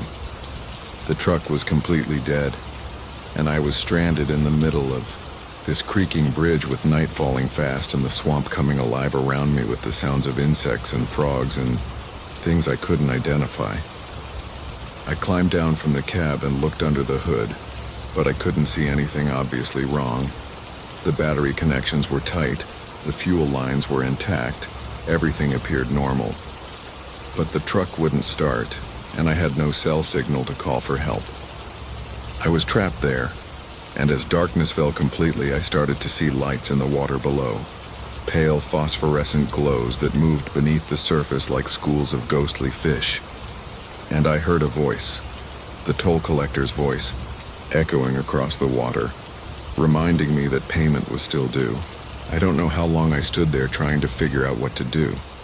It might have been minutes or hours. Time seemed to have stopped on that bridge.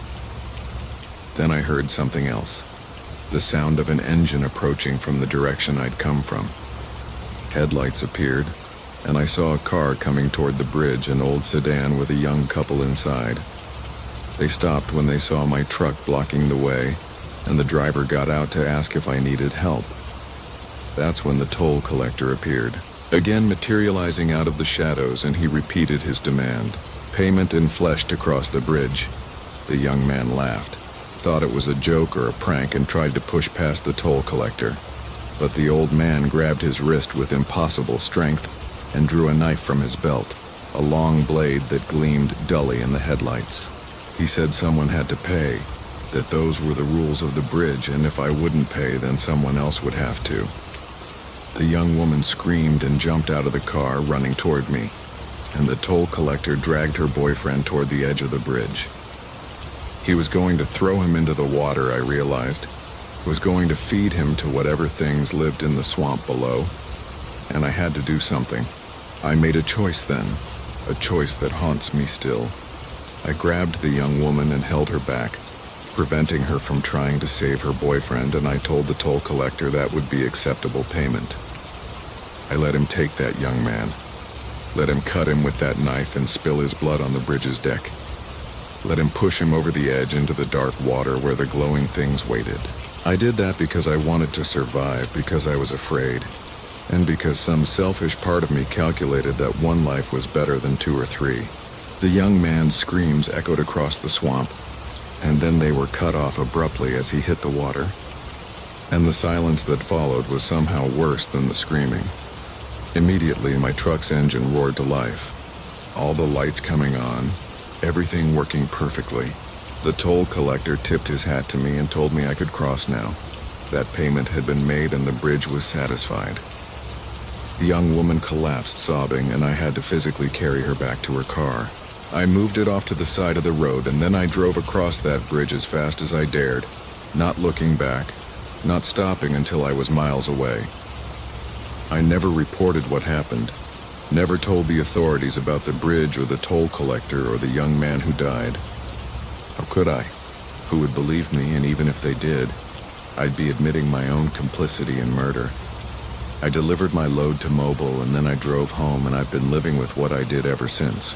I see that young man's face sometimes when I close my eyes, see him looking up at me from the edge of the bridge with terror and betrayal in his expression. I wonder who he was, what life he might have lived, what his girlfriend has gone through since losing him. I've tried to find information about the bridge, about its history and whether others have encountered the toll collector, but I've found nothing. That stretch of road doesn't appear on any maps I can find, and locals in the area deny knowing anything about a bridge through the swamp.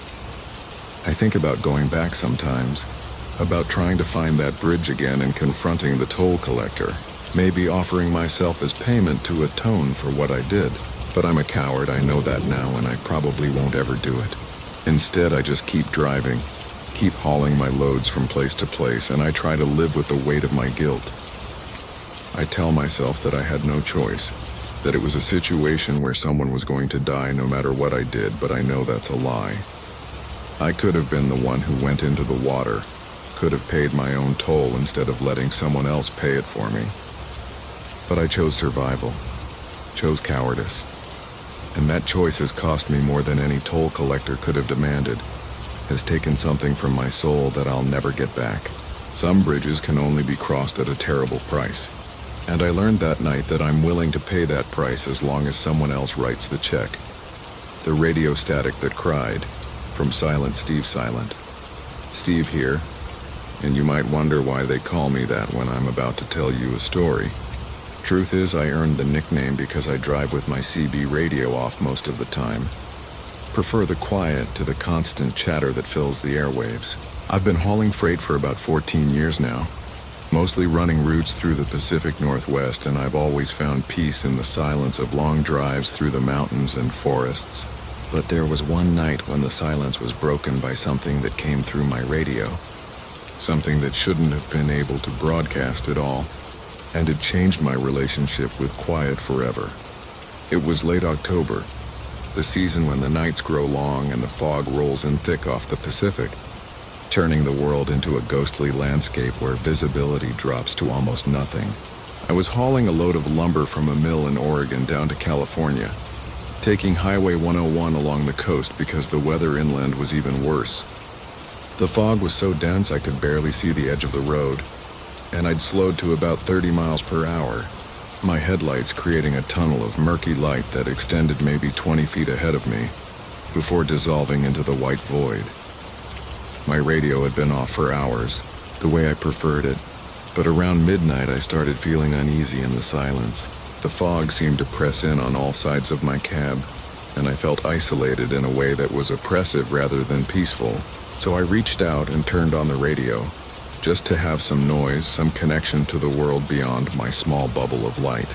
But instead of the usual chatter of truckers or the channels where dispatchers broadcast information, all I got was static, a hissing white noise that filled the cab. I tried different channels, working my way through all 40 of them, but every single one carried the same static. No voices, no music, nothing but that endless hiss. I was about to turn it off again when the static changed, taking on a rhythmic quality that sounded almost like breathing. Slow inhalations and exhalations amplified and distorted coming through my speakers. I told myself it was just an artifact of the signal, maybe interference from the weather or the coastal terrain. But the breathing continued, steady and deliberate, and I found myself matching my own breaths to it without meaning to. Then, underneath the breathing, I heard something else. It was faint at first, barely audible over the static, but it grew gradually louder. Crying. Someone was crying, soft sobs that caught and hiccuped, the kind of crying that comes from deep grief or unbearable pain. It sounded like a child, maybe a young boy, and the sadness in those sobs was so profound that I felt tears starting in my own eyes. I tried to change the channel again, but no matter what I did, the crying continued, following me across all 40 channels, growing louder and more insistent.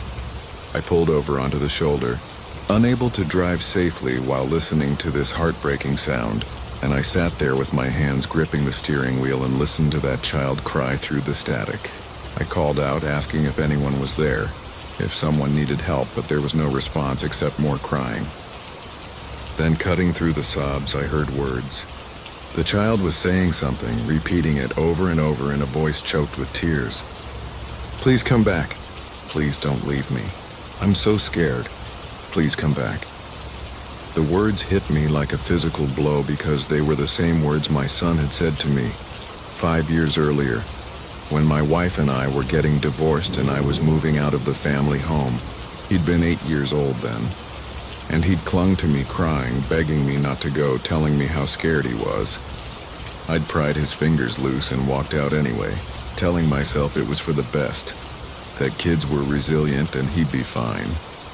But I'd never forgotten the look on his face, the betrayal and fear, and I'd carried the guilt of that moment ever since. The crying on the radio became more desperate, more anguished, and I realized with a chill that it wasn't just any child crying. It was my son, or at least a recording of him from that terrible day 5 years ago. But how was that possible? There had been no recording made. No one with a camera or audio device, just me and him and my wife in the background watching with tears streaming down her face.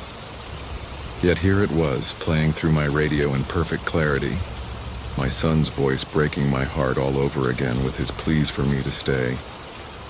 I grabbed the radio microphone even though I knew it was pointless, and I spoke into it, telling my son I was sorry, that I'd made mistakes but I'd tried to be a good father since then, that I visited him regularly and paid child support and tried to be present in his life. But the crying didn't stop, and underneath it now I could hear other voices, dozens of them, all children crying and calling out for parents who'd left them.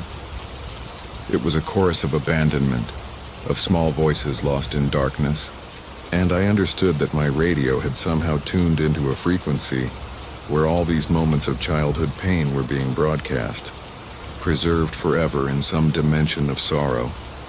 The fog outside my truck seemed to thicken further, and through it I started to see shapes, small figures standing at the edge of the road, their faces pressed against my windows.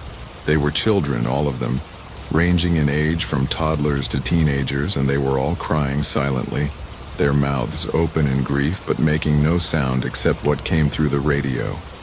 They weren't looking at me exactly, were looking through me as if I was just another ghost to them, another fading parent who'd promised to stay and then left anyway. One of the children looked exactly like my son had looked at age 8, and he pressed his hand against my driver's side window, his palm flat against the glass. I raised my own hand to match his, and the moment our palms aligned with only the window between them, the crying stopped. The static faded, and in the sudden silence I heard a single voice, clear and calm, speaking directly to me. It said that children remember everything, that pain echoes across time and distance, and that the wounds we inflict on the young never fully heal. It said I could choose to ignore this truth, to turn off the radio and drive away and pretend this night had never happened, or I could acknowledge it, carry it with me, and try to do better. The choice was mine, the voice said. But the broadcast would continue whether I listened or not. All the pain and fear and abandonment that children felt would keep echoing through the static, would keep crying out for parents who couldn't or wouldn't hear. And someday the accumulated weight of all that sorrow would be too much for the world to bear. Then the voice faded and my radio went silent. All the channels dead and the figures outside my truck disappeared back into the fog. I sat there for a long time, shaking and crying myself, finally allowing myself to feel the full weight of what I'd done to my son, the damage I'd caused that could never be completely repaired. When I finally started driving again, I kept the radio off, but the silence was different now. It wasn't peaceful anymore, wasn't an escape from the world. Instead, it was full of all the things I didn't want to hear, all the voices I'd been avoiding. I finished my delivery to California, and then I drove straight to my ex-wife's house, arriving at dawn, and I asked if I could see my son.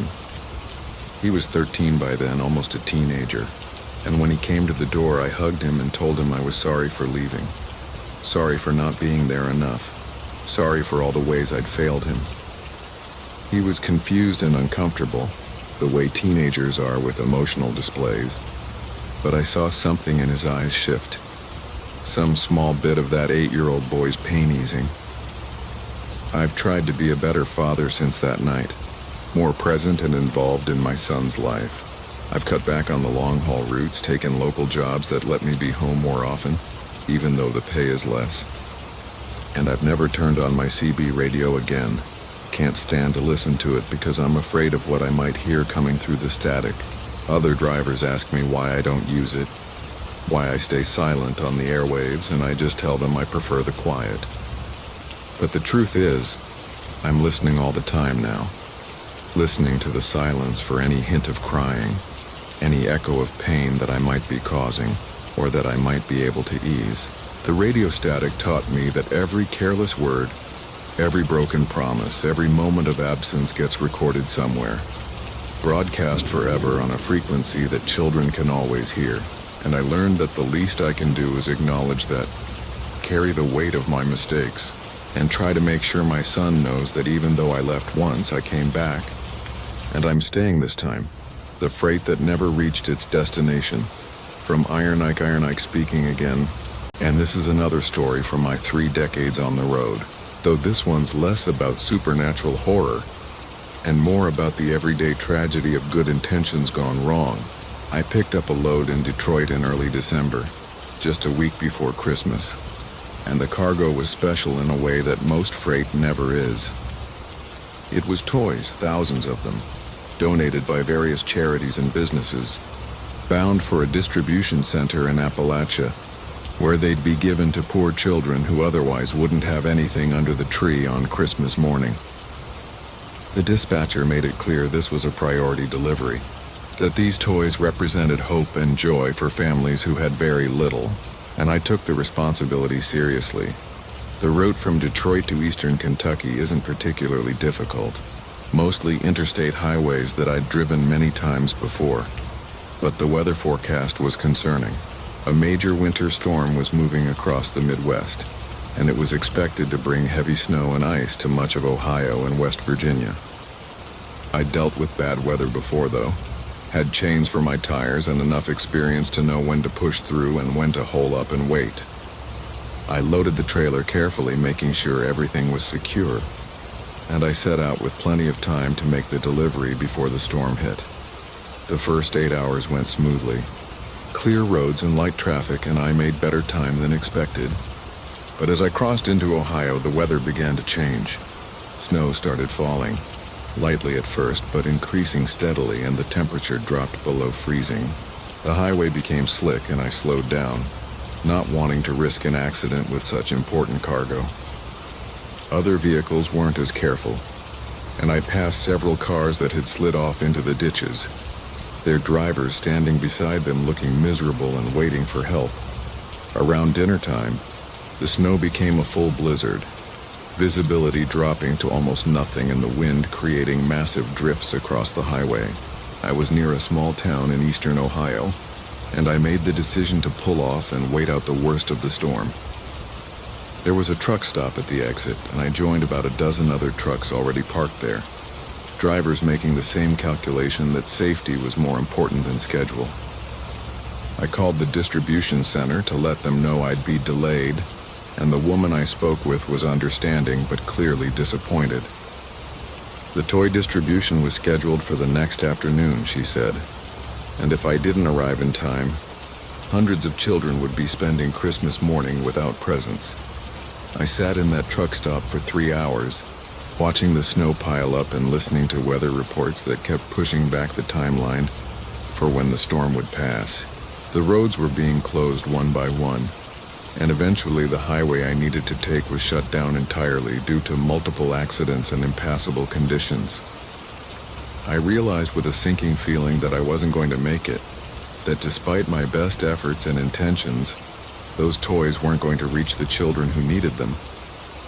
The weight of that failure settled on me like the snow accumulating on my windshield, heavy and cold. Around 9 that evening, a man knocked on my cab door. He was probably in his 50s, wearing a worn coat and a concerned expression, and he asked if I was the driver hauling toys for the Appalachian Christmas project.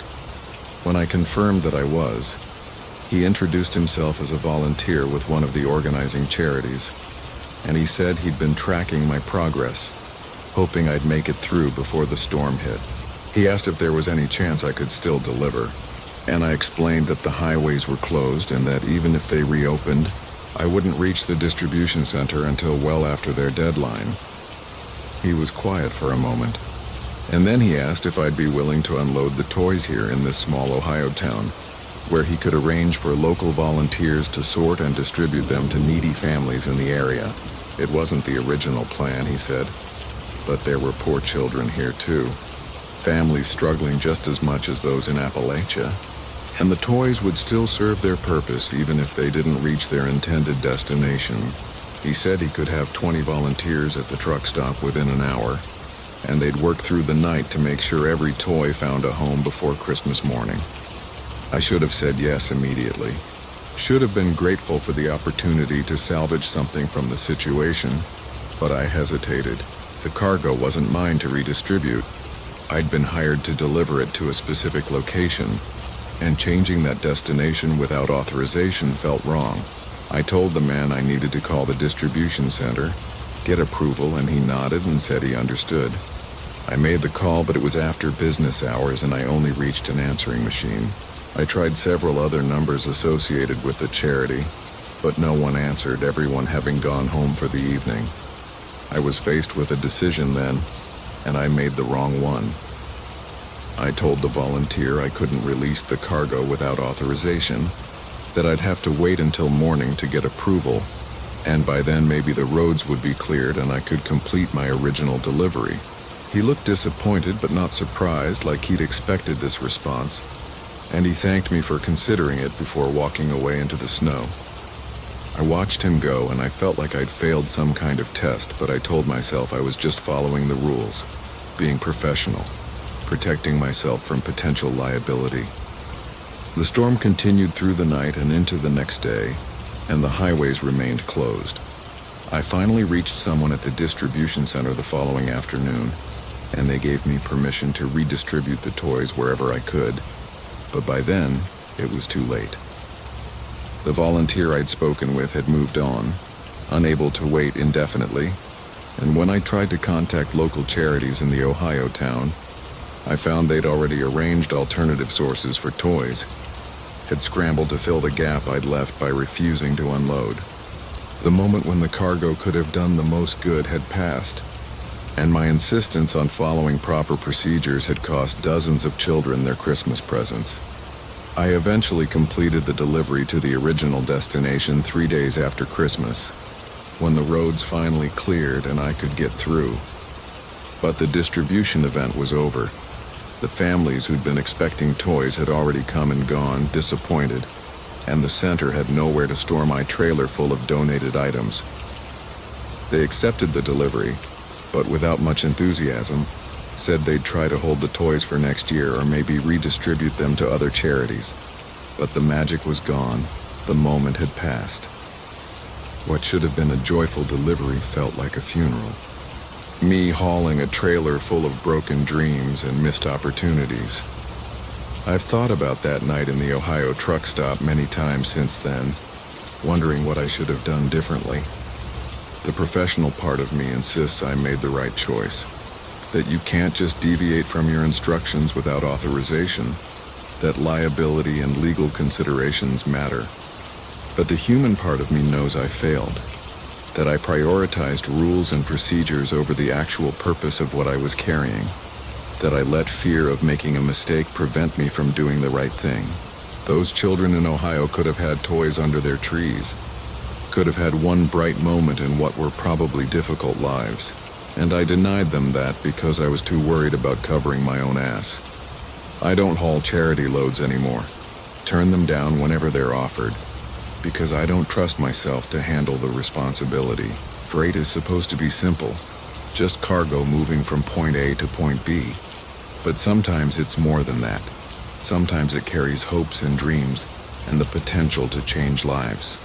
And sometimes the biggest failures aren't the dramatic ones, aren't the crashes or the thefts or the supernatural horrors. Sometimes the biggest failures are the quiet ones. The moments when you had a chance to do something good and you chose safety and procedure instead. The freight that never reached its destination taught me that lesson, and it's one I'll carry for the rest of my days. A weight heavier than any load I've ever hauled. The warehouse that only opened after midnight. From Outlaw Owen Outlaw. Owen here with another tale, This one about a warehouse in West Texas that operated on a schedule that didn't make sense for legitimate business. A place that only came alive after midnight when honest folks were sleeping, and the world belonged to things that preferred darkness. I encountered it about 4 years ago while hauling a load of electronics from Los Angeles to Houston.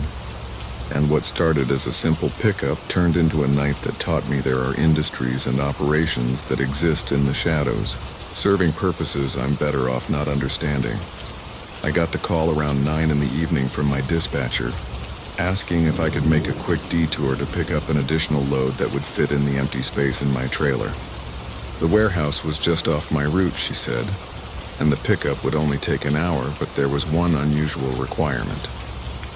The facility only accepted pickups between midnight and 4 in the morning, something about their scheduling system and when inventory became available.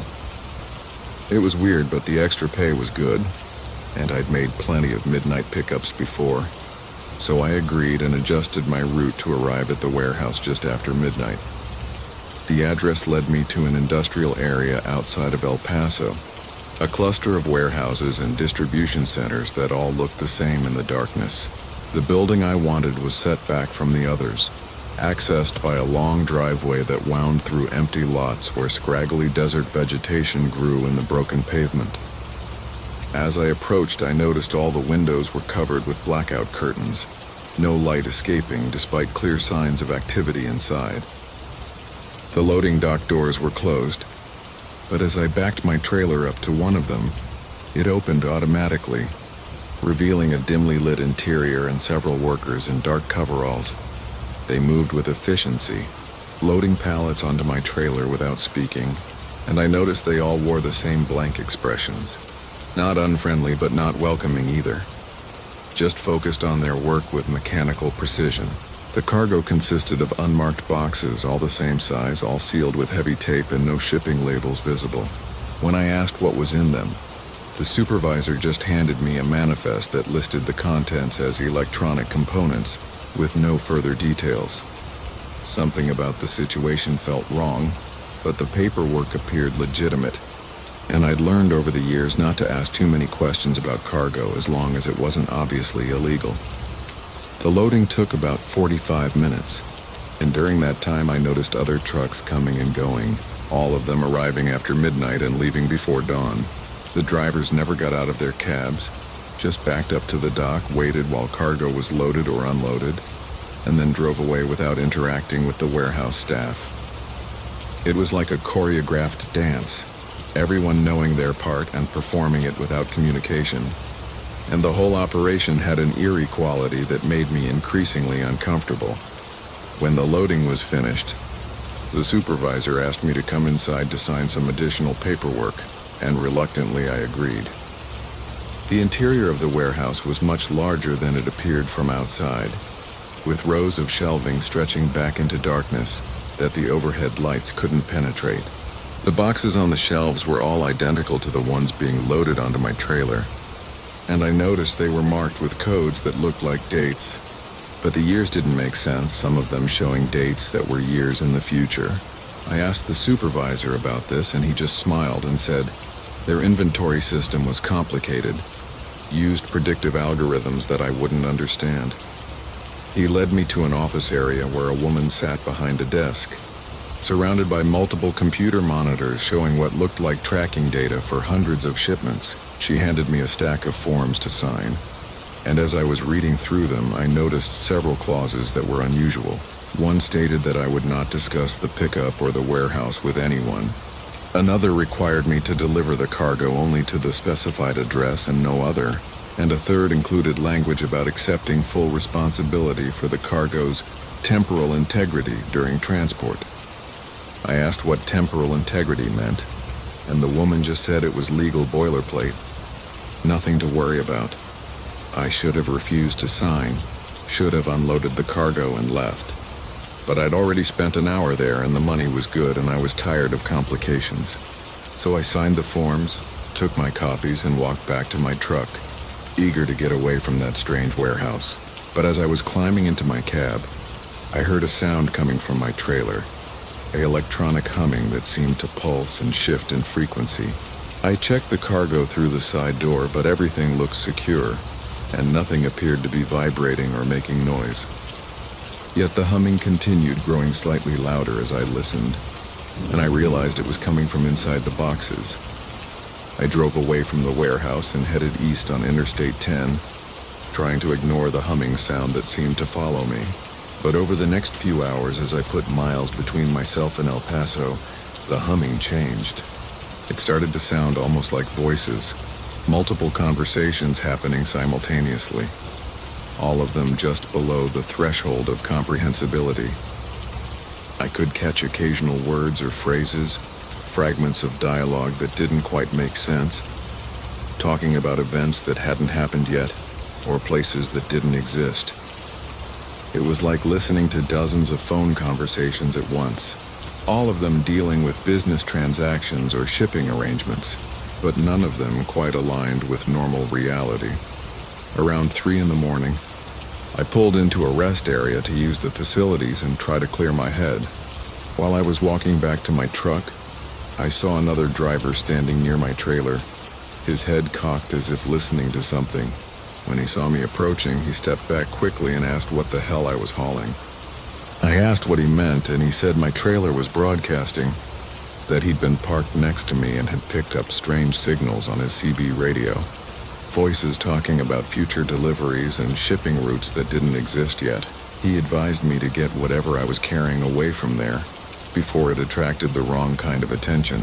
I drove through the rest of the night, fighting exhaustion and increasing paranoia, and the humming from the cargo continued without pause. As dawn approached and I neared Houston, the voices in the humming became clearer, more insistent, and I started to understand what I was carrying. The boxes didn't contain normal electronic components. They contained something else, something related to time or prediction or parallel timelines. The warehouse that only opened after midnight was somehow connected to future events, receiving inventory that wouldn't be manufactured for years and distributing it to the past, creating a network of temporal commerce that existed alongside normal business, but operated on entirely different principles. I made the delivery to the address on my manifest, another warehouse that looked just as nondescript and unsettling as the pickup location, and I was relieved when they unloaded the cargo and I could finally be free of it. But the humming stayed with me for days afterward. A phantom sound that I heard in quiet moments, and sometimes even now I'll catch fragments of those voices talking about events that haven't happened yet. I've delivered cargo to that El Paso warehouse twice more since then. Always after midnight, always with that same sense of wrongness and unreality, because the money's too good to refuse, even though I know I'm participating in something that shouldn't exist. I think there are businesses operating in the margins of time, companies that have figured out how to move goods and information between different moments, creating markets that span across years or decades. The warehouse that only opens after midnight is one of their distribution points, a place where the normal rules don't apply and cargo can flow backward and forward through time as easily as it flows across space. And drivers like me are the unwitting participants in this temporal economy, hauling boxes full of paradoxes and impossibilities down highways that connect not just cities, but entire timelines. It's not illegal, I don't think, because the laws weren't written with time travel in mind, but it feels wrong somehow, like I'm helping to corrupt the natural order of things. Still, I keep accepting those midnight pickups, keep hauling cargo that hums with voices from the future, because that's what I do. That's what truckers do. We haul what we're told to haul, and we try not to think too hard about where it came from or where it's really going.